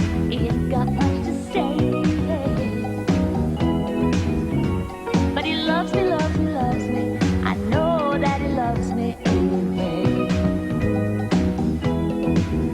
And maybe he don't dress fine, but I don't really mind.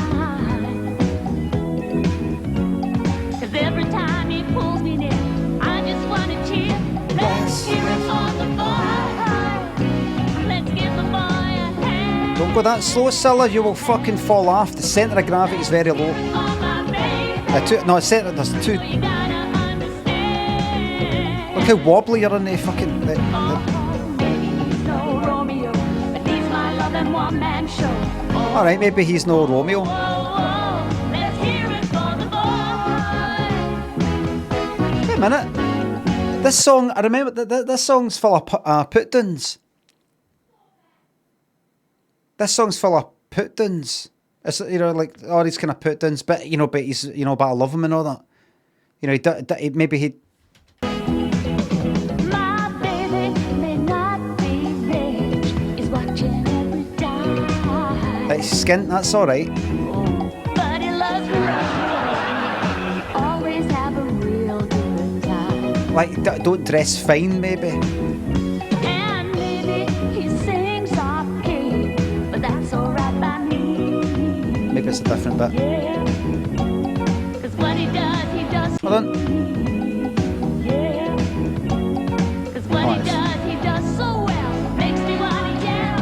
Let's hear it for the boy. Oh, let's give the boy a hand. I wanted to hear how she was going to do that because in the normal song, she goes ah, she does that. Maybe he's no Romeo, but he's my love and one man show. Oh, oh, oh, oh. Let's hear it for the boy. Let's hear it for the boy. Let's hear it for the man. Let's hear it for the man. Let's hear it for the boy. Let's hear it for my baby. Let's hear it for the boy.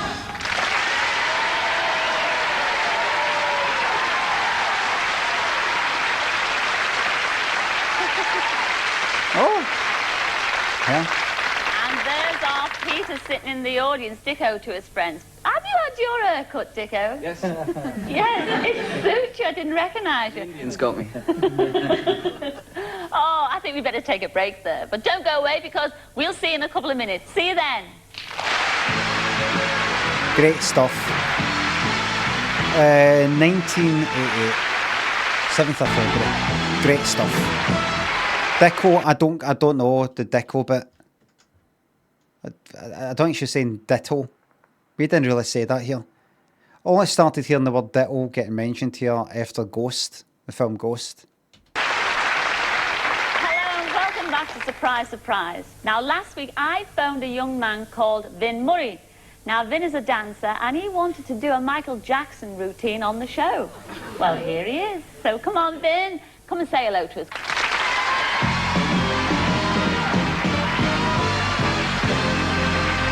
Fucking chat with him. Don't chat with him.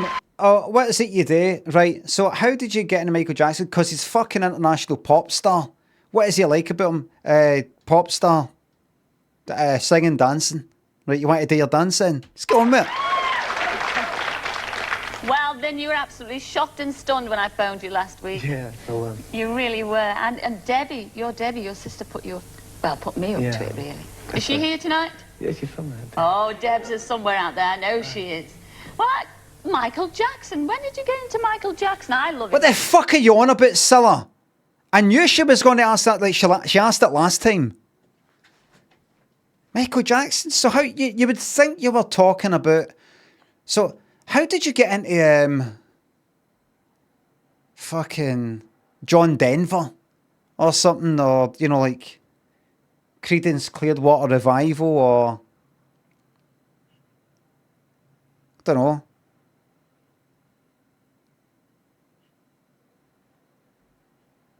You know, somebody that's kind of known, but, you know, just a wee bit. Never, like, top of the charts, really. I said, how did you get into the fucking Beatles? How did you get into Michael Jackson? I know it's a strange one, that. Biggest fucking pop star on the planet at the time. Even then. I love the music and everything. Well, influence from a child, you know. I grew up with that style of music, like Motown, and that kind of thing, so I got into it through that. Well, we're dying, everybody out there is dying to see you do your Michael Jackson routine, but to do that, you really, I know you're a fabulous dancer, but you've got to be dressed up in the part. Are you ready to do that? Okay. Well, we can't wait. We'll see you later. Get all the gear on. I'll see you later, Vin. All right, Joe? See ya. Very clever programme making. Very clever. Bring him on. Reintroduction. We're going to bring you on dressed up as Michael Jackson. No, right away. That's coming later. We taster. There he is. Look at that. Look at his face. Get to know him. Here he is. Flesh and blood person. He's coming back later. You're not getting it right now. He's coming back later. And we've got a few wee things. A few what do you call it? Pokers in the fire. Is that what you call it?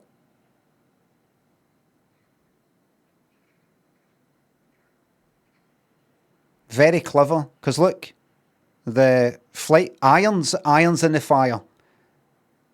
We've got the flight guy. We get a wee glimpse of him. Glimpse of this, glimpse of that. Building it up slowly. I wonder how Brian Lewis is getting on in his DC-10. You know, I've got a feeling that the trip's not going to be all that straightforward. Let's find out, shall we? DC-10? Are you there, Bob? Are you there, Chuck? Wing Commander Carol G is here. Don't bother to open the hangar door. I'll go through the fan light. Yes, we're here, Cilla. I believe we've just really done good. Pre-flight checks. That's good at that. And have we decided where we're going yet, Brian, finally? Hong Kong would be nice. Oh, we are going to Hong Kong. Good. Oh, shut up about that. You're not going. He doesn't look too happy there, Bob. Is he a bit nervous? Are you nervous, Brian? Only a little bit. Not that you'd notice. What have you... I mean, it's only a simulator after all. No, I'm not nervous. Just kind of gutted. I thought it was going to be trip to Hong Kong because you see pictures of it. Looks amazing. The flight itself, just getting on a plane, hotel obviously, and I get told, "Oh, we're just going around the fucking corner to this." Still very well you say. You come here then. I don't know, wear brown trousers, those pilots. No, we should have changed. What's the next step? Have you had clearance yet, Brian? Yep. We've got my captain's done that for me. We've got clearance to take off. So, let's take off then. Go on, let's go for it. Oh, yeah, go on, take off in your DC-10. Let's see how you're doing. OK, Brian, away we go. Brakes off. Oh, that's the runway. Look at the runway. Hold the throttle Can you see? We're just getting Good luck, Brian. It's focused on his fucking headphones. Keep it nice and straight, yep. That's fucking shite. Like Show the daytime. It's a bit quieter. Daytime. There's nobody coming the other way, I hope. The speed is building through 120. It's not funny that happens. V1, rotate. Keep pulling, keep pulling, keep pulling. We're off, keep we're pulling, off. keep pulling. That's it, check. And just check it gently. Positive rate, gear up. There we go. Black. Well, I think we... Keep the wings level. I think we're just about to go on Total to darkness. autopilot or something now, Cilla, so... Great watch. I think I'll go and get me duty. This is a great watch. Look at that. Let's pause it and really take that in. That's a great shot, that. The back. And we're going to enjoy this flight. We'll see you when we're near Hong Kong. That was a very quick takeoff. Very Thanks smooth. a lot, Bob. Right, we'll I'll see you later. Could you know during the fucking daytime, there'll be a daytime when, you know, blue skies, and you can actually see around you and that sort of thing, I'm assuming. You can look out there and bring the camera around and sort of look around a bit. Later. Good luck, Brian, with the rest of the journey. Thanks, Cilla. See you later. All right, Chuck. On return. Ah, no.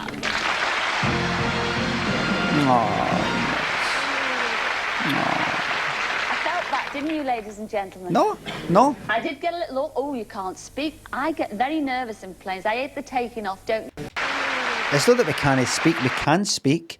It's just that we're not going to approve of this. We're not going to go like that. Yes. Oh, I felt that. It was crap. You just showed him looking at a fucking black screen. I felt that, didn't you, ladies and gentlemen? I did get a little, oh, you can't speak. I get very nervous in planes. I hate the taking off, don't you? Yeah. Ooh, I hate the landing. I hate it all. Ooh, rather him than me. Anyway, from one high flyer to another, it's over to Gordon Burns and the Searchline. Everybody, it's 1:30, and I'm afraid we're going to have to leave it there. But just as a wee special, extra wee special bit added onto the stream, I'm going to let you see his jumper and introduction. The introduction bit. There he is. Hello. The personal appeal films we introduced in this series have proved a huge success, and people are literally queuing up to come on Searchline. So, what better way to start than with another of those appeals? That's a lie. It comes from Gaynor and Barbara. That's a lie. Why are you lying?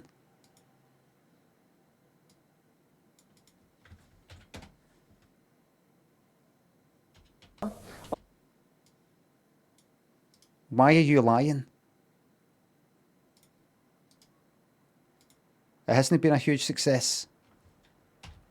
They're not literally queuing. They write in or they phone and then they turn up at different times. You're a liar. That's probably why they got rid of him. Dan Flash, thanks for the sub. Thank you very much. If I've not already thanked you. Sorry to end it on that, everybody, on that kind of downer, that lie. Sorry about that. Well, everybody, thanks for the subs, the resubs, the bits and the tips. Mods, thank you very much for the mod, and everybody, just thanks for watching. And it's not your fault, Limmy. I kind of think it is. I should have watched that. I should have watched that before streaming it. Sorry. I'll see you tomorrow.